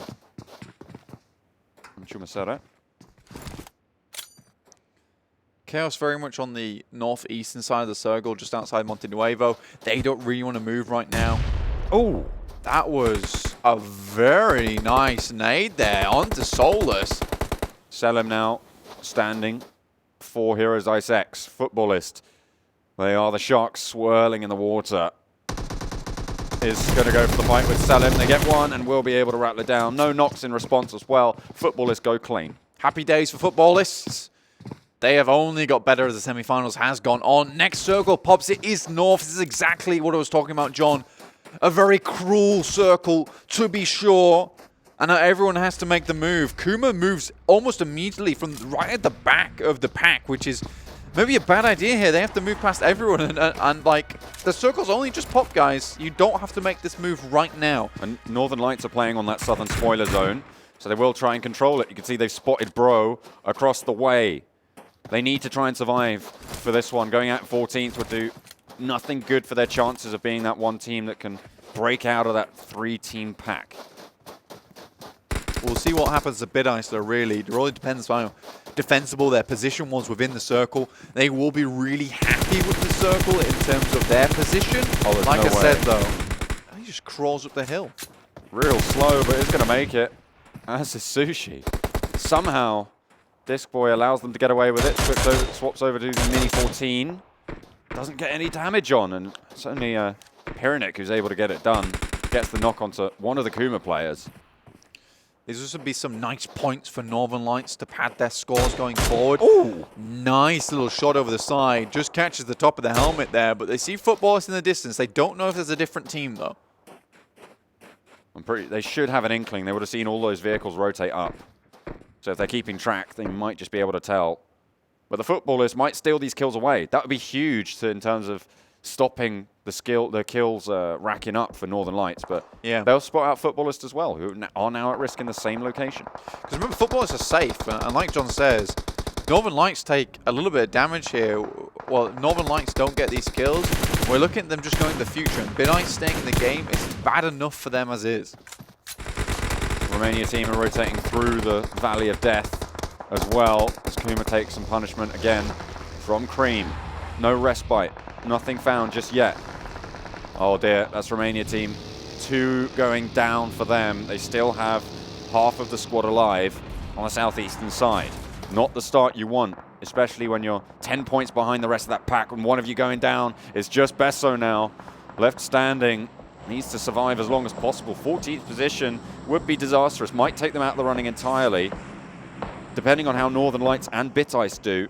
Of course, BidIce currently doing okay. They're just a little bit further south. Yeah, they are currently in the vicinity of Romania team. The last will finish off Packer there. Now just one player from Romania team is alive. It is Besso. One thing that I'm a little bit confused about is the fact that BidIce didn't move early. Because now the next circle is going to pop, and you'd imagine it's not going to be moving onto BidIce if it does. Oh my goodness me. Oh wow. That is a lovely circle for BidIce. It's a lovely circle for everyone, really. Very few teams actually having to move means that it does slow down the pace here, because all of these teams will be solid in those holds. They will be poking out, so you might see 1 or 2 teams fall. BidIce have the best position out of all of them. Remember, they got to literally walk into the shop and choose whichever compound they wanted. They're going to be able to hold it down for now. Futbolists taking the fight with MVP.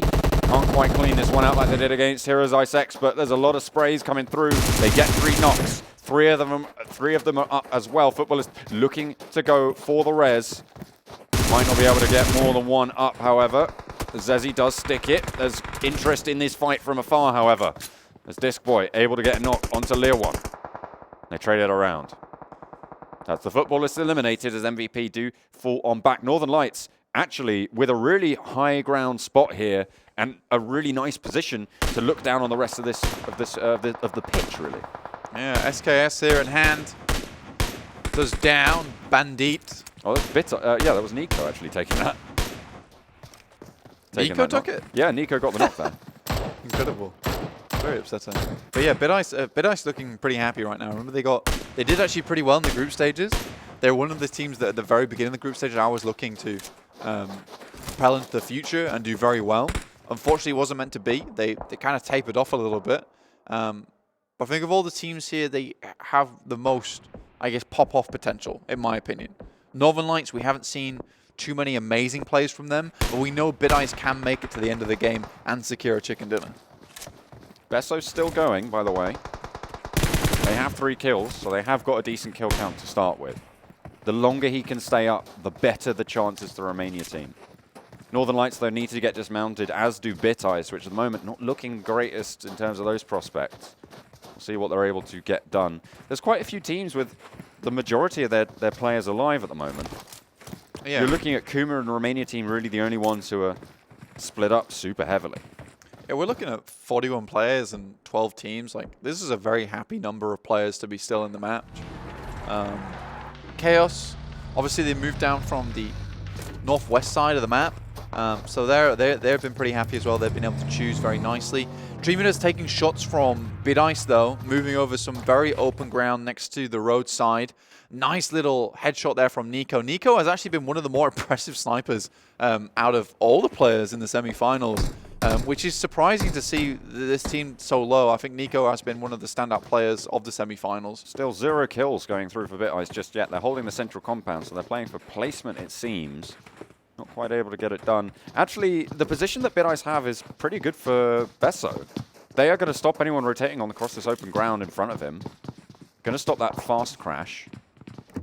They will look out that way and maybe be able to find something. But it will only take 1 headshot to try and change that. Bro now starting to take the fight with the Northern Lights as they are playing spoiler a little bit more central into the circle. Does not hear the shot there. Waiting for the next circle to pop right now. You can see PUBGMOBILE Gaming, Northern Lights, and MVP all in the hillside over here. but at some point they will have to move. Next circle pops right on top of BitIce. This has been a very favorable game to them, and they've absolutely needed it. It's a gift for them towards the end of the rankings right now, and now they just need to capitalize. They need to get a couple of kills as well, but the danger is there's so many teams with a lot of, as we said, a lot of players still alive. If you look at it, 12 teams should contain 48 players. There's seven players dead, and 6 of them are from KUMA and Romania team, which means only 1 team is down to 3. And I think that's Pro, I'm not too sure, but even then, so all of these teams now starting to clash, coming in really heavily and heavily armed. They might just look to push into this compound. Yeah, we have to consider there is a nice little split coming in from BitIce right now, so they have eyes on everywhere. It is the only compound available, so yes, John, you would imagine that teams would push into it. Everyone just trying to find a little bit of ground here to call home. Besso somehow still just staying undetected. I think Matic might have spotted him.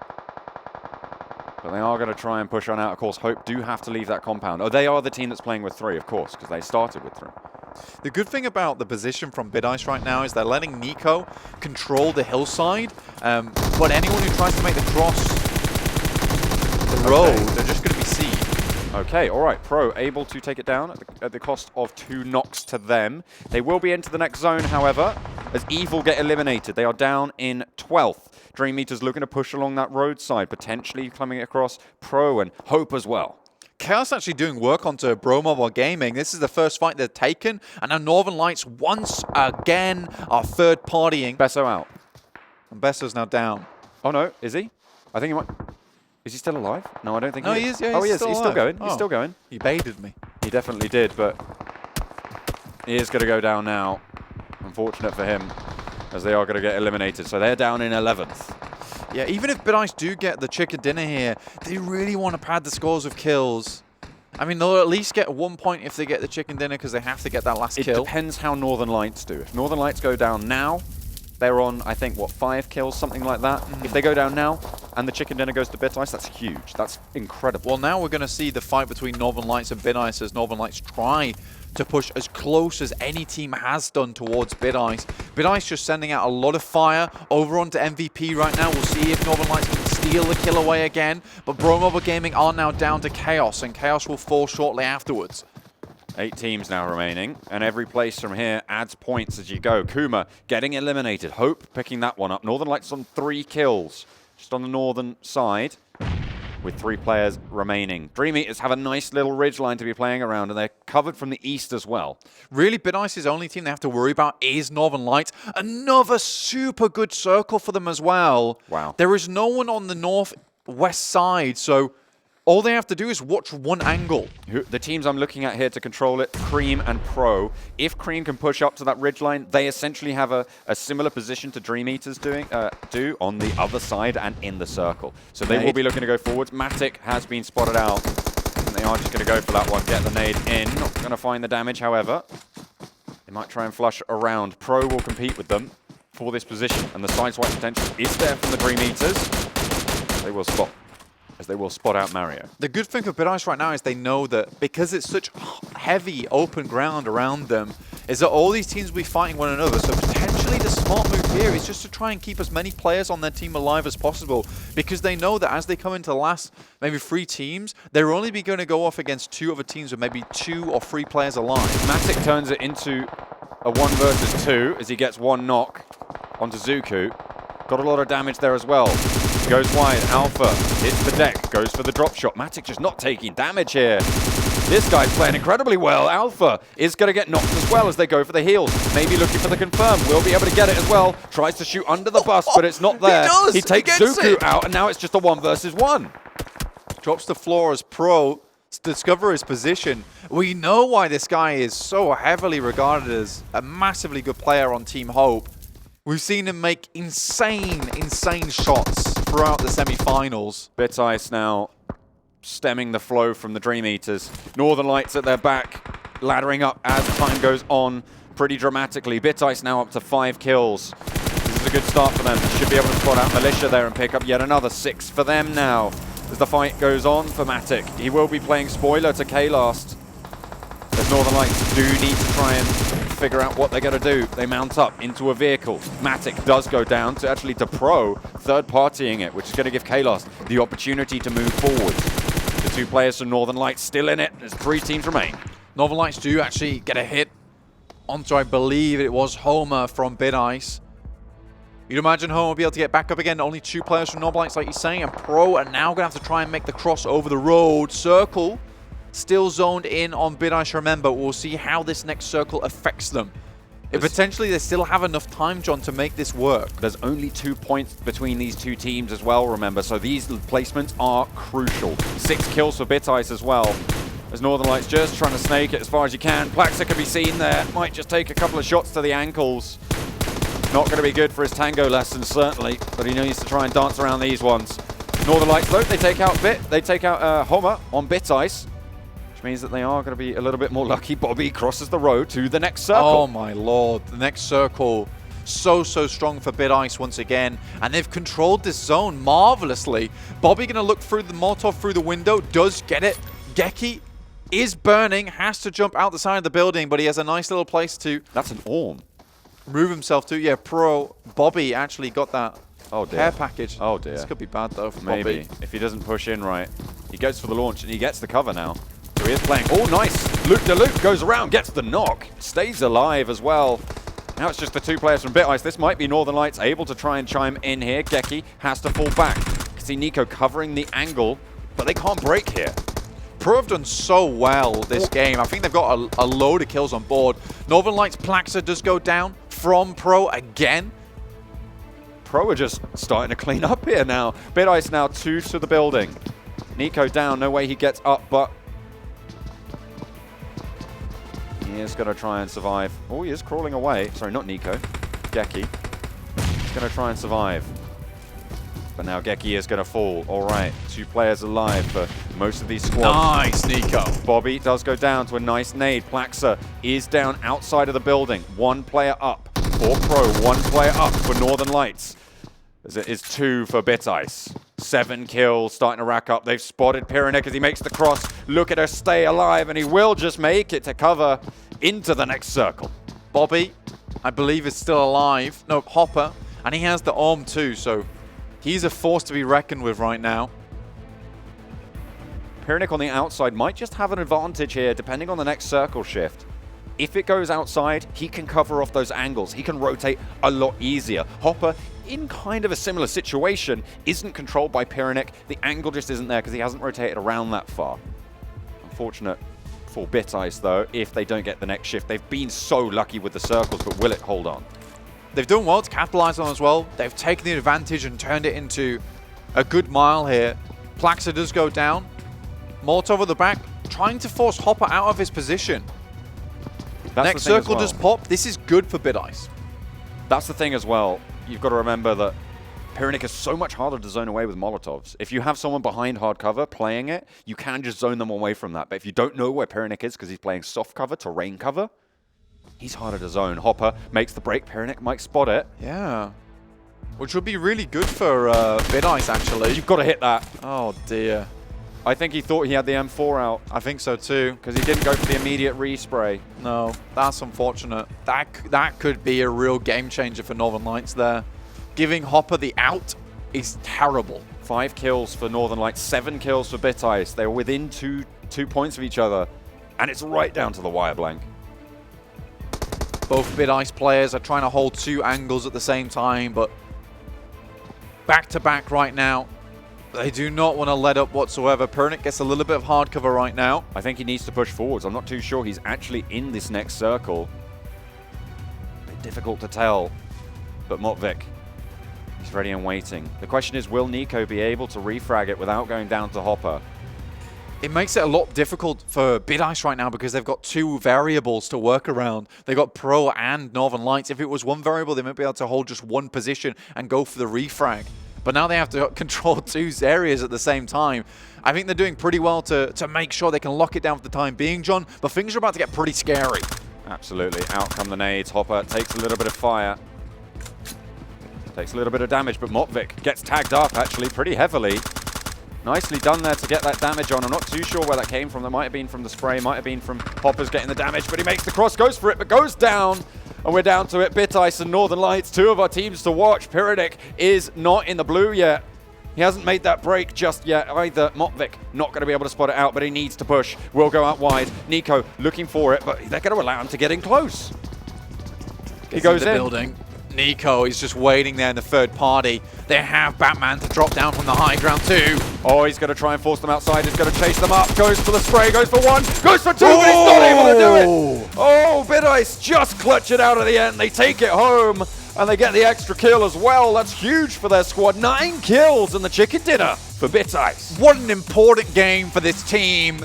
Great circles for them, and they make it work. The 9 kills is wonderful. This is going to be really good at redeeming them on the rankings. Yeah, they have 4 points advantage on the kills. They have 6 points advantage in the placements, which is going to bring them up to a total of a boost of 10.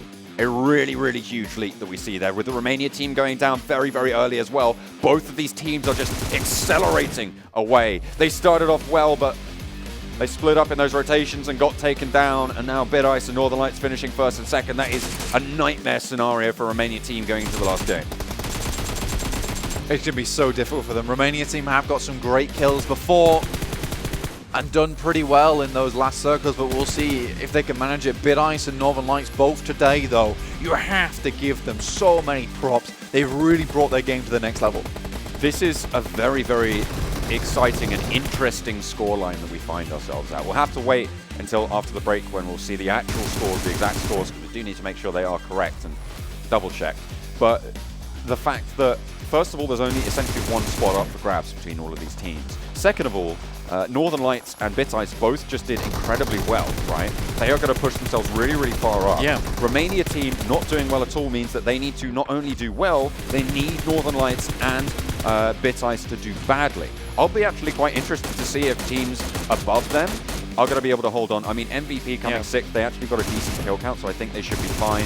They've been laddering up pretty consistently today, but Bro potentially at risk. Yeah, because we got to think about this as like a 100-meter race for these teams right now on the last day, and you have BitIce there just accelerating and getting so close to the finish line, and they look behind them, and Northern Lights, they've also sped up, so they're still in reaching distance of BitIce.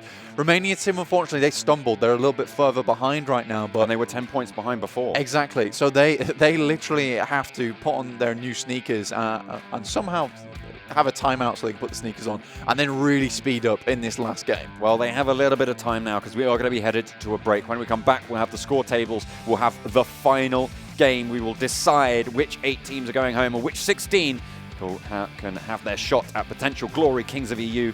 We'll see you after the break.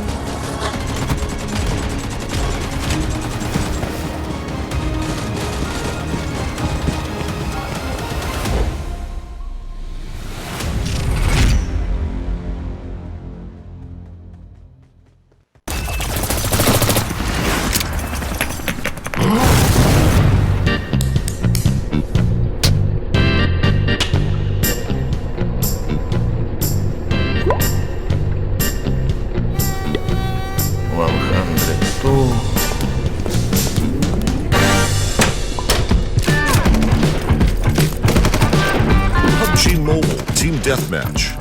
A quick game for those short breaks. There is a better choice.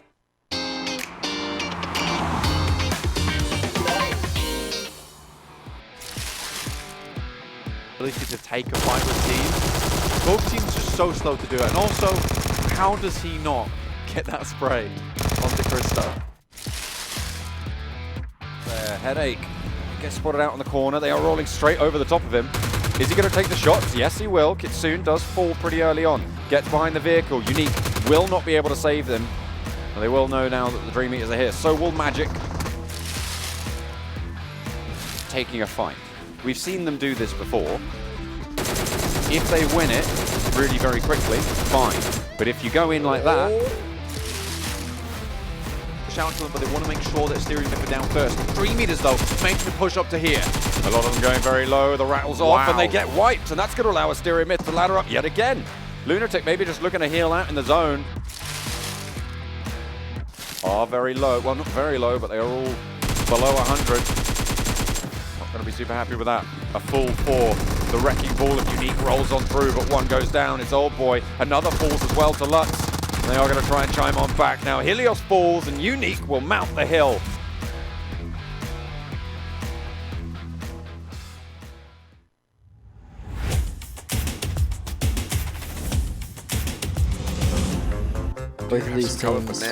Both these teams had a pretty poor game 2. Oh boy. XG and Cream, so neither of these teams are going to want to go out This is about early. to be so rough for Brazilian killers. IN.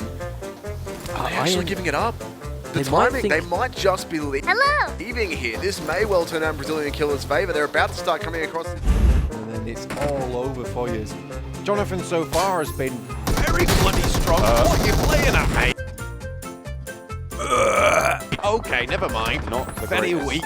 He went for the Yeah, I quite like snowmobiles on this map. They feel very comfortable to drive, so that's good.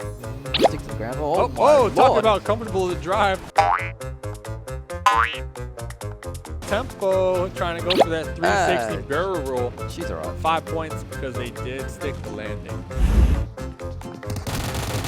Yasha up the stairs, does find the knock, refrag from Unique's teammates.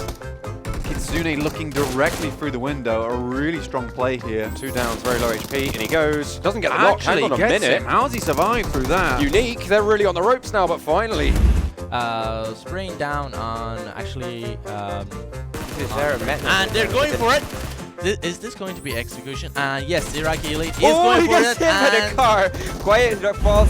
Rivalry could go ahead there at the end of the game if it continues on. S7 at the moment, 4 kills in the bag. Oh, you're sliding. Ooh. All right. He made it into the water eventually. Yep, nope, we're fine. Nope, they're still falling in. All right, well.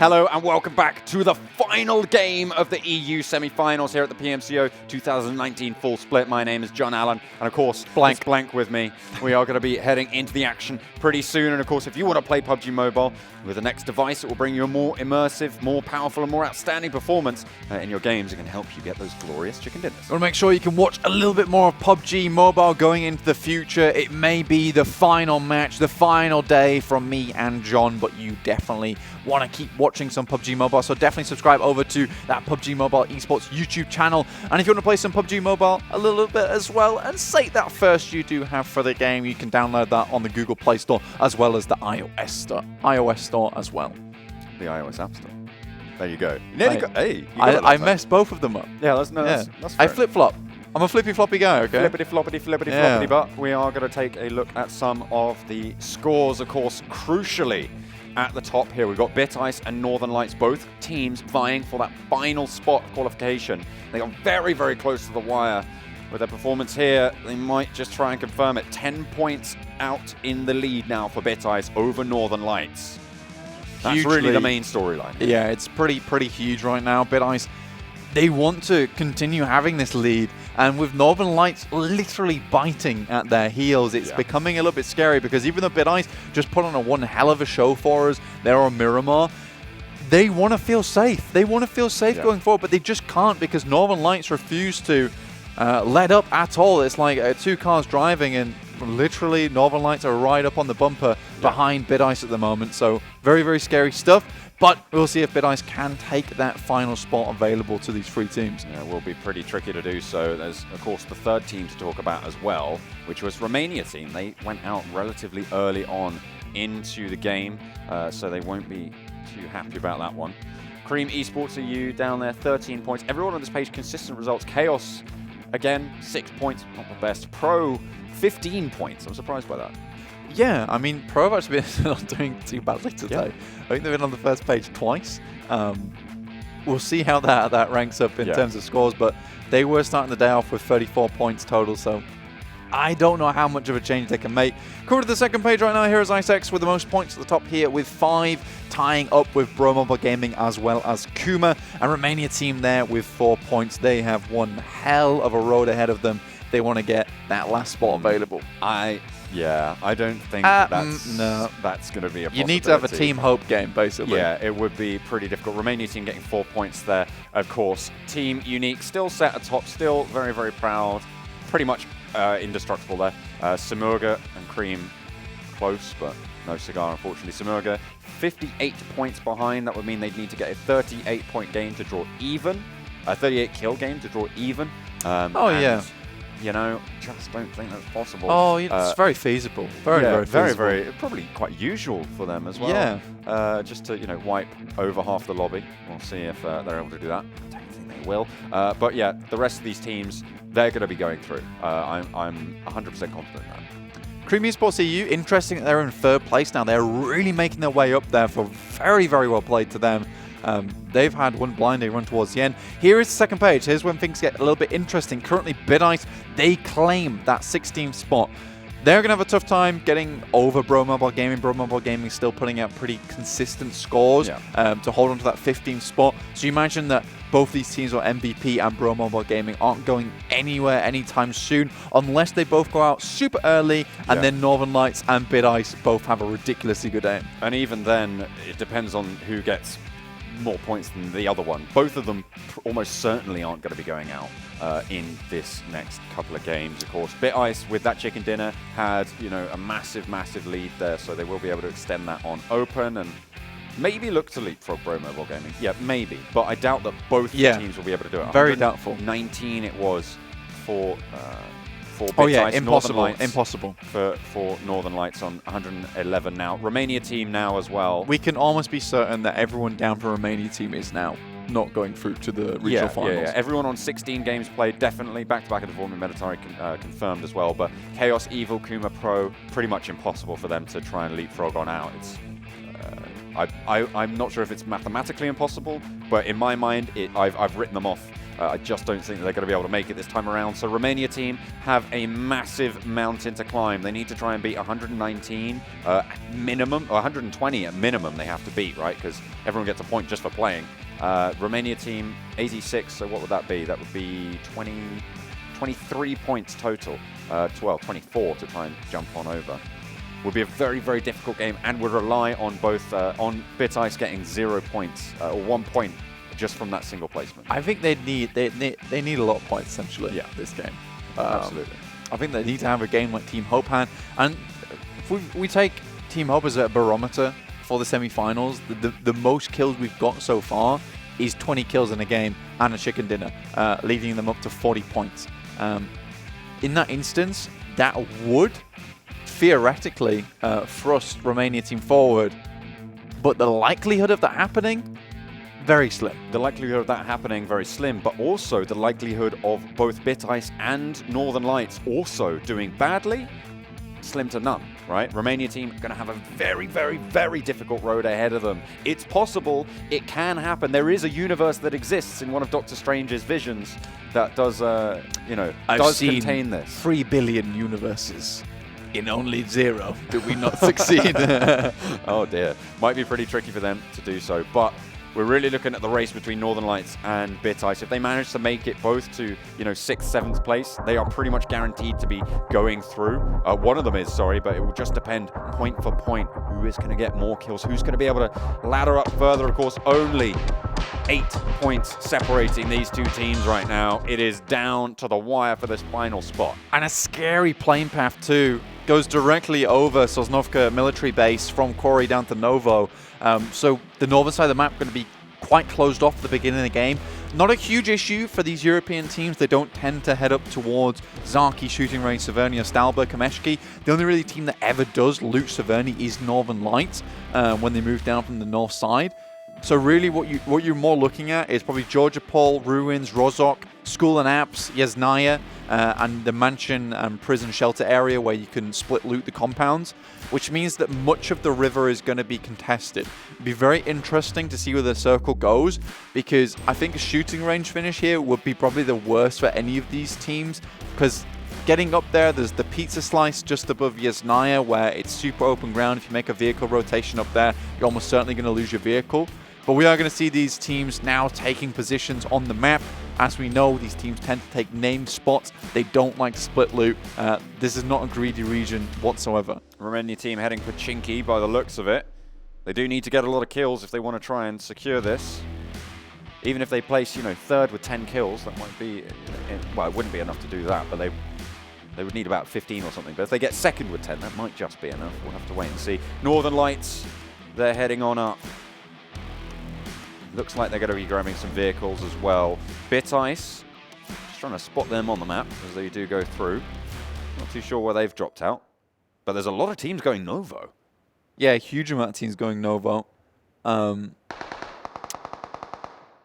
God, I can't see BitIce, so you imagine that they're in with the clump. No, they're going towards Milta. Oh, no, they'll hit Lipovka. Potentially going to Lipovka, yeah. Yeah, that's where they usually play from. So we'll most likely see them head into a vehicle, loot Lipovka. Man, Pro having some really good games. They are going out in style. To be fair, everybody here now, except for the 3 teams that we've looked at, are essentially confirmed. So it looks like, to me, like they're just having a bit of fun. The hot drop over onto Novo, DreamEaters taking the fights. A lot of teams now. You can see, I think it was 4 teams who dropped here. 3 now remain. Oh, no, wait. No, they are all still live and kicking. So I think it was just 3 teams. But have nade. He did cook it for quite a while. A little bit too long on the cook there. Might have done a little bit more damage. How do you stay? Have team. Morteza and Moriquin holding it down. Shotgun in hand. Rolls on out, but Morteza's going to fall as well. Evil. Roller on out. Nicely done. Nicely picked up. Yeah, BitIce do make their way up to Lipovka, taking those vehicles early on the spawns. Northern Lights are going down to military. Oh my God. The circle's popped. It is going that way. It's a smart rotation from them. This is good for a lot of teams. Really, they want to control the bridge right now. You might want to have a split between the eastern bridge on the other side, so you can kind of have welcoming arms to greet you. But with so many teams already in military base, this could be one hell of a crazy finish. It's going to be very bloody, to say the least. It's quite weird as well. Like, it's super hot drops. I mean, a military circle is one hell of a way to finish the semi-finals. I'll give you that. That's certainly a turn up for the books. DreamEaters lobbing nades in towards Evil. Of course, you still got the player from SMG on the outside skirts there. Look at all the damage coming in. Limited meds as well, because, of course, there was an immediate fight. The nade goes in, will sink down and hit Vaneska straight to the chops. As Eclipse rattles it on from the sidelines. A lot of damage being pumped in. Will they be able to finish them off? Advocate doing really well so far, to be honest with you. 2 nades go over the top, both find damage. Does he know Asura's on the side here? Yes, he does. He is going to go for the peak and shoot. Gunzo, Evil, all very low, so he can just finish them all off right now. Still one Evil player hanging around. He is going to get a knock as well, but it's going to go down. Truly heinous. In due time. Toffees was the only one to go down for the Dreamers, but the first eliminated is going to be Evil. This is probably as good as it could get for BitIce right now, because they have a fairly easy rotation downwards. They do have to cross over to military base should it go down that way. But Northern Lights have opted into the Gladiators arena, really, at this point. And with so many lions of teams down there, the question is, do they survive? That really is the question on my mind right now. Romania team taking a little bit of a fight as well over towards Pachinki. See if they're able to come out on top of it. They will need to have one hell of a game, and getting some kills early might just be the way to do it. See what they're able to pull out of the bag. Northern Lights, you can see they've split up just a little bit. They're trying to play it safe, but really what they're saying by this is they're hoping that BitIce goes down early. And by the looks of the position, that's not going to happen. No, they're going to happily play the coastline for a very long time. And honestly, there is still quite a lot of land of mainland Erangel in the circle. You might even see the circle lob itself back onto mainland. It looks like it is very much going to be military finish, though. But I've said that before, and I've been wrong before. There is still potential for a northern shift, but it would be a pretty dramatic one at that. Yeah. And it'll be dramatic for a lot of these teams as well. Northern Lights will be crying, essentially. For sure. If that happens. Kaos locked in combat with Romania team. Only 3 of them, of course, dropping in. Kaos pretty much guaranteed to be eliminated at this stage. So not a lot they can do. So Romania team looking to put their best foot forward, still in with a chance potentially. As I said before, they have to get at least 24 points this game. And Northern Lights and BitIce cannot overtake 120 points. It's very, very unlikely. Unlikely, yeah. The percentage game for Romania team not looking good. On the other hand, there is still quite a bit of the pie still in there for Northern Lights. It's not entirely all gone yet. Really, Romania team, they're looking at literally the meanest sliver of a pie, whereas Northern Lights, they still have a bit more of a chance here. BitIce yet to move from Lipovka as well, so they will be playing pretty much... They just want to stay in the game, John. That's fair enough. It might be enough. Both Northern Lights and BitIce are playing very, very cautiously, and you can understand why. The rest of the squads, though, they've been going a little bit hell for leather and a little bit crazy. So the question is, will they be able to figure out how to play around this style? Is playing safe the right way to go? I think it might be. I think it is, John, because a lot of these teams are going to injure themselves at the beginning of the game. BitIce currently have an entire convoy of vehicles too, so even if they do make the cross over the bridges to military base, you're looking at least 2 players making it in. So you're very happy with that result. Northern Lights currently playing right on the coastline. It's really scary for both these teams right now. Northern Lights are playing it smart, and now they're making a split too. So they're sending Pyrenik, their scout, forward to see what's going on by Novo. He's probably going to immediately come back once he sees absolute war zone that is Novo. The question is, do BitIce crash into this fight that's happening around the Eastern Bridge? FROMHELL and FUTBOLIST trying to control a lot of the ground that's open around here. And if BitIce find this fight in time, they might just be able to capitalize and get a couple of kills on board to see what they're going for. Of course, it is just so close, and it's so difficult to know what is going through these teams' minds because there's so much pressure on.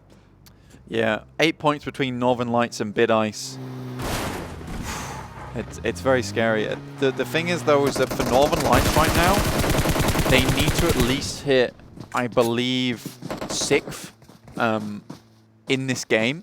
That's counting no kills. And right now, the way they're playing, they're probably not going to get any kills. A 3-team fight going on at the moment in Pachinki near Romania team, one of the teams that needs to pick up their feet in big ways. Kaos taking heavy casualties from KUMA crashing in. I'm actually getting a little bit stressed for both these teams. I'm not even joking. Yeah. That's the funny thing. Fantastic. It's, you know, this is the passion that we like to see for the European scene. Romania team getting a knock over onto the sidelines. One of the Chaos players is going to fall. Doc in the same house as Besso as well. Sunny looking for Summon inside line. You see, I am actually from Yorkshire. So going forward here, John, Sumi wants to hit Nade on Noggin. Wants to hit Nade on Noggin. And then off to Milter Power and have good Sam down there. Little Eastern shift on Circle. Little Eastern shift. Not too bad, though. I'm not going to say any more, though, because I'm going to rein my accent back in and come back to full form. So you guys can actually understand what's going on. Romania team actually doing pretty well. We saw them have strength in a fight against SIMURGA early. It looks like those early fights are paying out well for them. Look at him, he's ducking around. Yeah. This is the power that adrenaline can give you. This guy's been watching Monarch's pro training videos. Oh, Schlumpy takes the skull off Parker. Oh my lord, that was disgusting.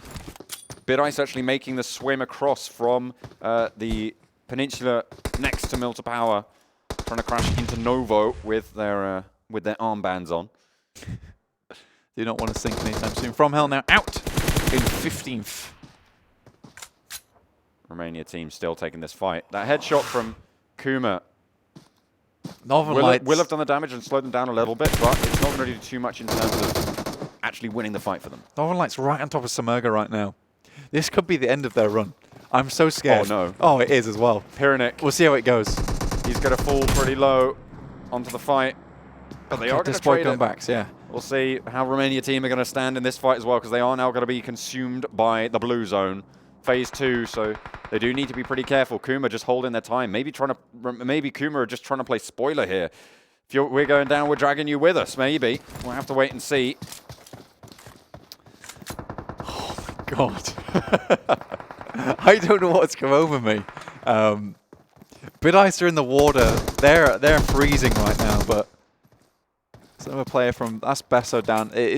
I think it's almost impossible now for a Romania team to do anything about this. They're going to get into the LUT circle too late, and with basically every single team over on the eastern side of military. Look at this! Look at this! It's insane. Yeah. Like, there's so many players. There is still potential for a northern shift for it to go to the mainland. We are coming into phase 4 next, I believe. Look at this. Spacing coming out from BitIce on the swim. Oh my god. One of the... I actually looked this up the other day. I know I said there were 4 S's of camouflage. Turns out there's 8. Is there? Yeah. Wow. Spacing is one of them. Oh, interesting. Why do I just put my arm over to the left side? No, spacing between if you're moving as a convoy. Oh, I see. Yeah. Yeah. That makes sense. I thought you meant I had to genuinely just space out my whole body. Oh, no. Chop myself apart. Spacing between each member of your convoy. It's very important. Okay. Northern Lights are still in it, but they're directly in the middle of everything. So they're going to be fighting their way out the pit. See if they can make it. And BitIce are now making their way in as well. Romania team not in vehicles yet. Oh my god. Maybe they're just giving up. Northern Lights are just sending straight into the middle of the circle, into the middle of everyone. How can they have this kind of confidence on a day like today? This is real crazy stuff. Next shift is going to come through. It's going to be kind this time around. Very, very central here, right on top of pretty much everyone. Bro, Hope, MVP, KUMA, Romania team are the teams outside at the moment on the western flanks. There's a huge amount of conflict going on here, John. Everyone's got the fisticuffs on. Everyone's ready for a brawl. Black-white on RLEY. Making their way down to the southern side of military base. Oh no, Romania team. Yeah. out in the sidelines. That's Chaos taking the straggler down. Again, another disaster story, as you say. I think they might just be out of it now, Blank. Yeah. Doc playing Leopard there, removing the back member of the pack. The Northern Lights still are pretty safe. We are playing around a literal huge mountain here in military base on the southern side, so there is generally a lot of cover to be played with. Heroes IceX have control of the observatory at the moment. Because currently Heroes IceX, obviously they're on the western side, FUTBOLIST are also on the western side. Northern Lights are hanging around with the cool kids though, in Novo. BitIce are also over here too. Can you imagine if there was a hot drop Novo and a Novo finish? If 3 teams drop Novo and it finishes Novo? Can you imagine that? Can you imagine that happening? happening? It's looking like that's happening. So I don't know who paid off who, but cool. Thanks for this amazing last game of the semi-finals. It is quite hectic. You're right. It is quite special. Thank you everyone at home for watching too. I hope you're enjoying yourselves. I know I'm enjoying some good PUBG Mobile right now. Actually, I don't know if I call this enjoying it. I feel like my blood pressure is going upwards. Absolutely. It's so much on the line for both Northern Lights and, of course, BitIce.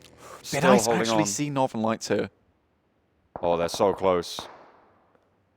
BitIce managing to make their way into a compound. Imagine if either of these teams take each other out. That would be very dramatic, but it would guarantee, I think, that one of them would try and ladder up. Oh, dear. That's what you see just before you die. The boat goes your entire map just loading back in again. The boat goes up and Hope claim, I think, 2 or 3 kills there. MVP still have a member playing.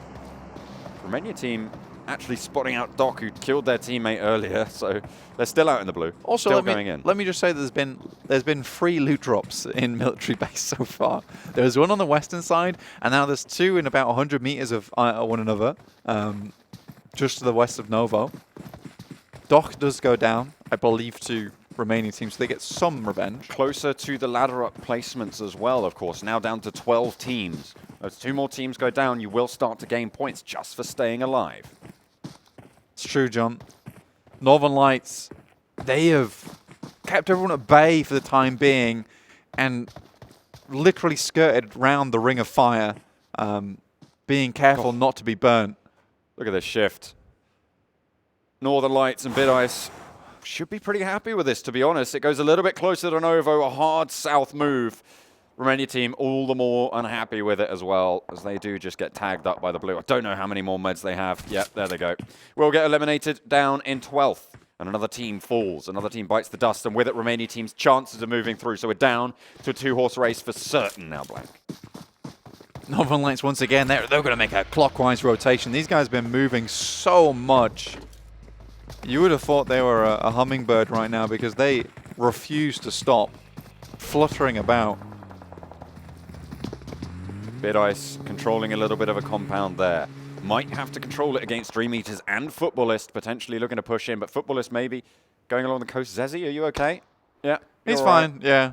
The tree was slight of a bit of an enemy. Yeah. It jumped out at him. Yeah. It was very surprising. He came out of nowhere. He's got the dash cam. It's fine. And watch that later. Oh, dear. Pro, though, taking fire from Heroes IceX up the top of the observatory. By the way, is still in, so they do still have that strength moving towards their location. Pro have an idea that someone's there, but... The unfortunate thing is this is the Pro that we wanted to see about 5 days ago. Yeah. DreamEaters taking the kill over onto Sushi as KUMA do crash into FUTBOLIST. Solke gets one. Zana tries to go in for the fight potentially. I think yeah, KUMA are not in a good place right now, but I think I have discovered now the weakness of KUMA and what they can definitely improve on in their next PMCO outing is scouting, to be quite honest with you. I think there have been so many times where they've just crashed into like 2 teams. So what you're saying is they need a better scouting outing? Yes, that's exactly what I'm saying. That's what you're touting? I'm touting that you need to have a better scouting outing if you wish to come out on top, essentially. Yeah. I mean, if you don't have what Blank is touting, a better scouting outing, you'd be flouting really all sense. Yeah, and to be honest with you, your bouting is just weakened. So what I'm really saying, John... I was going so well, and you ruined it with bouting. Bouting works. I don't think bouting's a word. Bouting is a word. It means to fight. Okay. You have a bout with someone. Yeah, but I don't know if that's a verb.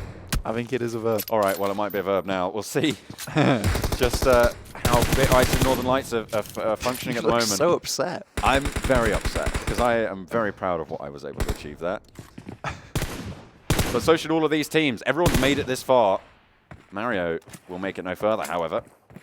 Look 9 at teams this. remain. BitIce in a compound on the northern side. It literally looks like God has an M4. And he decrees that no pro shall move from this compound. That was his 11th commandment. Oh, dear me. Northern Lights completely isolated on the southern coast, by the way, of this next circle. BitIce with a much trickier road, but it means that if they make it, they will be able to rack up more kills. Yeah. Saddest can see Matic just through the leaves here. Northern Lights are just staying away from everyone. They're like, don't look at us. We're just a team. All right. We're just chilling. We're just a fire in Seymour's kitchen. I promise we're not the Aurora Borealis. Oh, dear. We are going insane with the stress here of these two teams. It really is. Vying for the spot. It goes towards HIceX atop the hill once more. They have right on the edge of the zone. They will be able to hold it down. The Overwatch just too strong in some of these situations. It does look so funny. It looks like they're just they're flying around. You know those guys that go down from the mountains and they have those suits? It's got like wings on them. The squirrel suits. It looks like that. I love it. I love it. To be fair, though, the hillside on this side is a lot kinder on the west. There's a lot of terrain you can play around, unless you're Cream, and you try and push up in front of Futbolist, who will just blow you up from the back. BitIce have to move. But these are kills that aren't going the way of either BitIce or Northern Lights. Northern Lights now engaged with Bro in their first scrap. Really they do start to push in. Really, BitIce have to move, but if Northern Lights go down first, they are still happy to just die next. Because like you said, John, neither team has kills right now.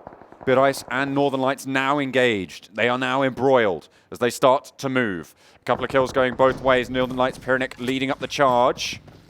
As they have 2 kills now on board. They've lost Disc Boy in the process. 2-point kills for them. The nades start to come through. They have control of the edge of this zone as they try and take a little bit more, but Bro's on the sidelines, and they need to be worried in terms of going for that fight. Will be pretty tricky to move through. They're about to be pinched, John, in a big way. Cream Esports, if they can stay alive, then potentially the saviors from ProMobile Gaming get them. But BitIce currently in a fight of their own. Homer actually doing some work, but it's HIceX who are facing off against them. Football is right ahead of them too, John. They're moving through. Geki able to pick up 1 now. 1 kill for BitIce.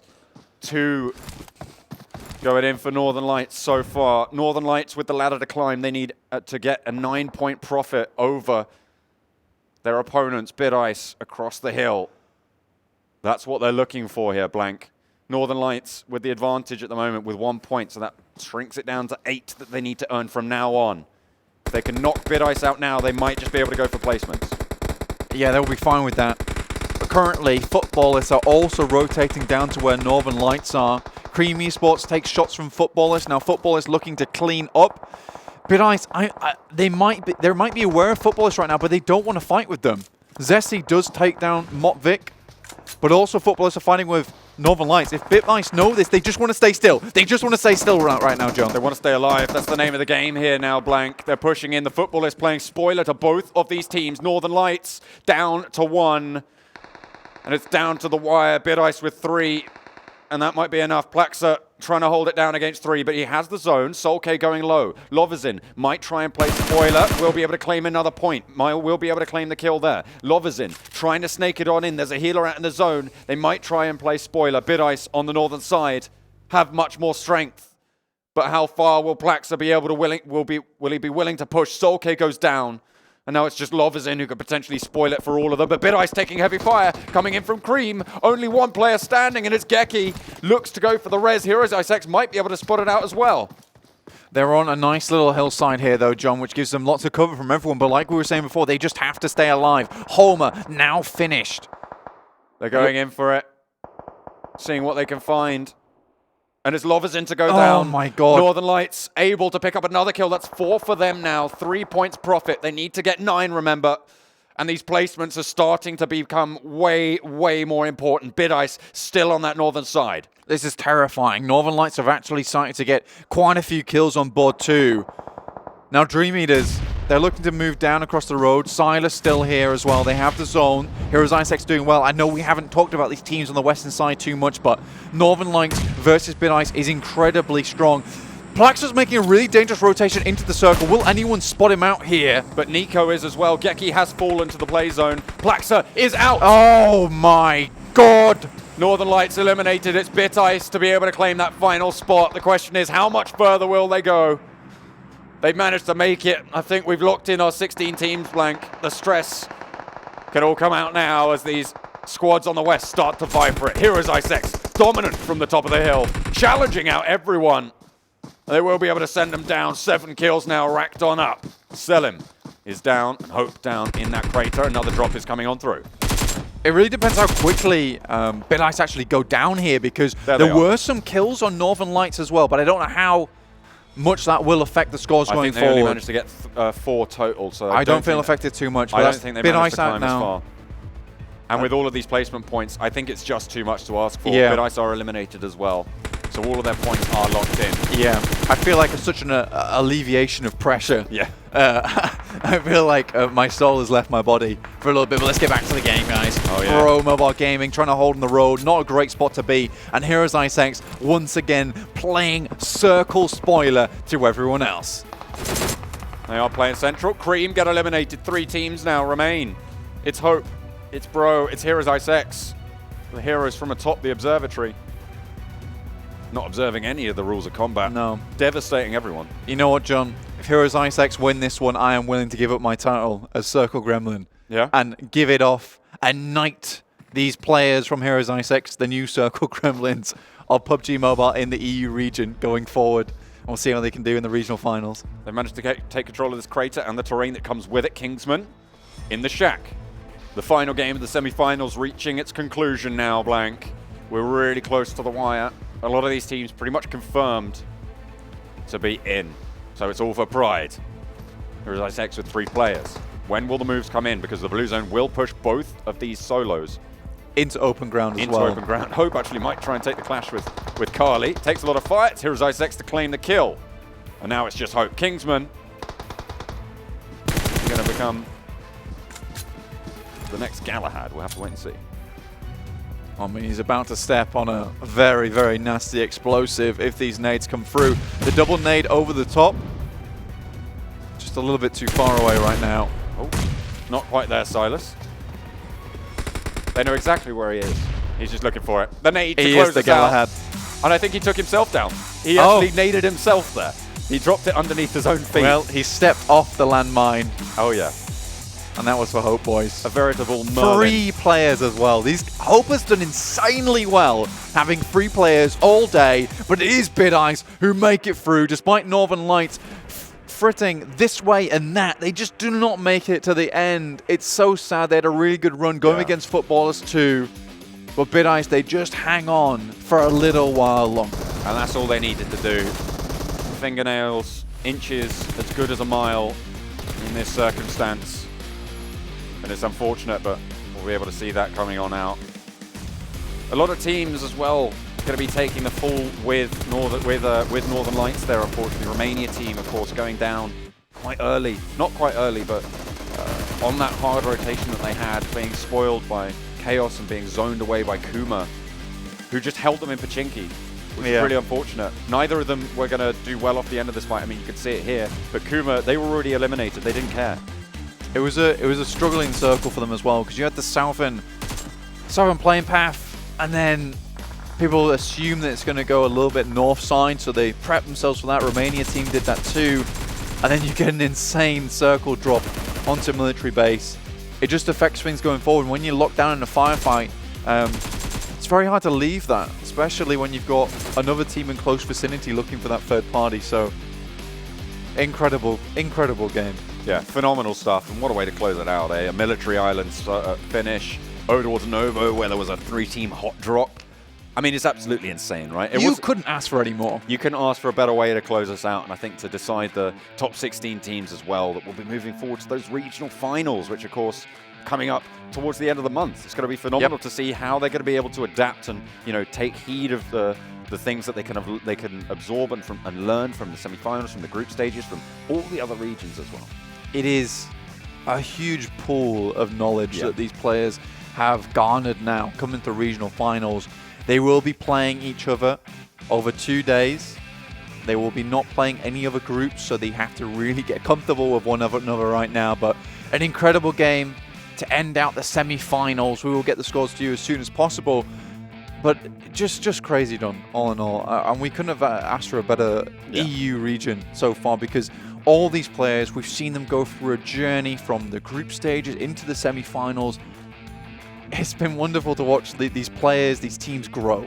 Yeah, and I think we've seen, you know, improvements really is the bottom line here over the course of every single one of these games. I mean, things that we've brought up have been addressed by a lot of these teams and actually taken into account. I mean, you saw, for instance, Bro starting to drop split Gatka, going for those split lootings. Asterian Myth as well from the previous days, changing up their locations when they were taking fights with back-to-back and just losing out overall. And when they did that, you know, they were able to step up and they did very, very well, ending their run on 160 points on bang on the 10-point average that we said we wanted to see. So fantastic stuff from them. But adaptation, learning, improvement, that's really what this EU season has been all about. It has been incredible to watch, to say the least. And I actually almost died during that game. I'm not going to lie. I don't know why it got to me so much, but I don't know. There is so much passion from all the players in the PUBG Mobile community.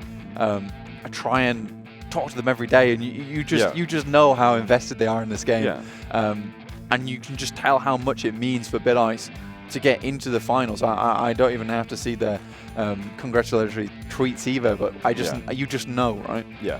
I mean, everyone who's just made it is going to be absolutely dead happy. But of course, there's 8 teams who are going home, which is unfortunate. They'll be joining the 8 who went home during those group stages as well.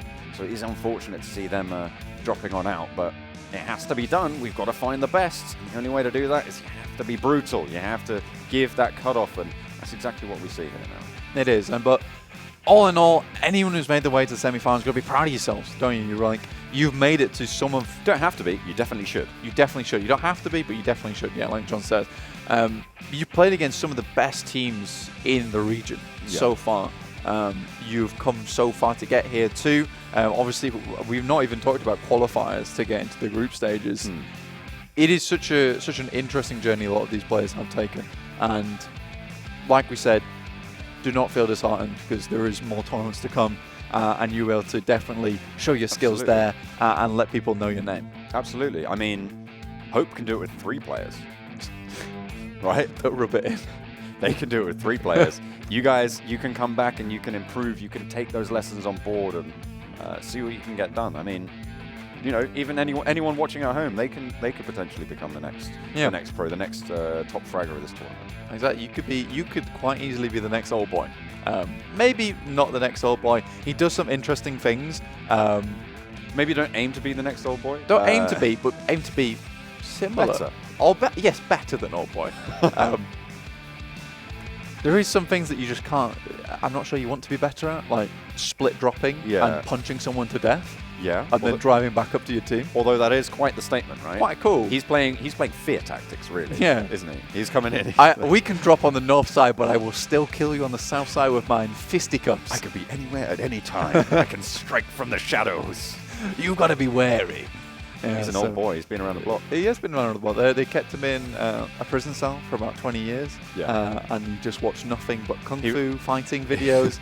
And then he was in that prison cell, and then the team manager just comes in, and he's just like looking. He's just sat in the corner, and he just goes, well, look who comes crawling back. And they just drag him out of prison to join their Suicide Squad, who's managed to top the tables in dramatic fashion. They're a really good team as Team Unique, and I think a lot of teams here are going to be scared of them going into the regional finals, but by no means are they a team that you cannot defeat. Here we have our scoreboard on the screen. Here is IceX taking yet again another chicken dinner. Fantastic stuff, but really the headline is right at the bottom of this page here. Northern Lights and BitIce 1 point apart, which means that Northern Lights will not close the gap between them and BitIce, sending BitIce through. Unfortunately, Northern Lights getting eliminated.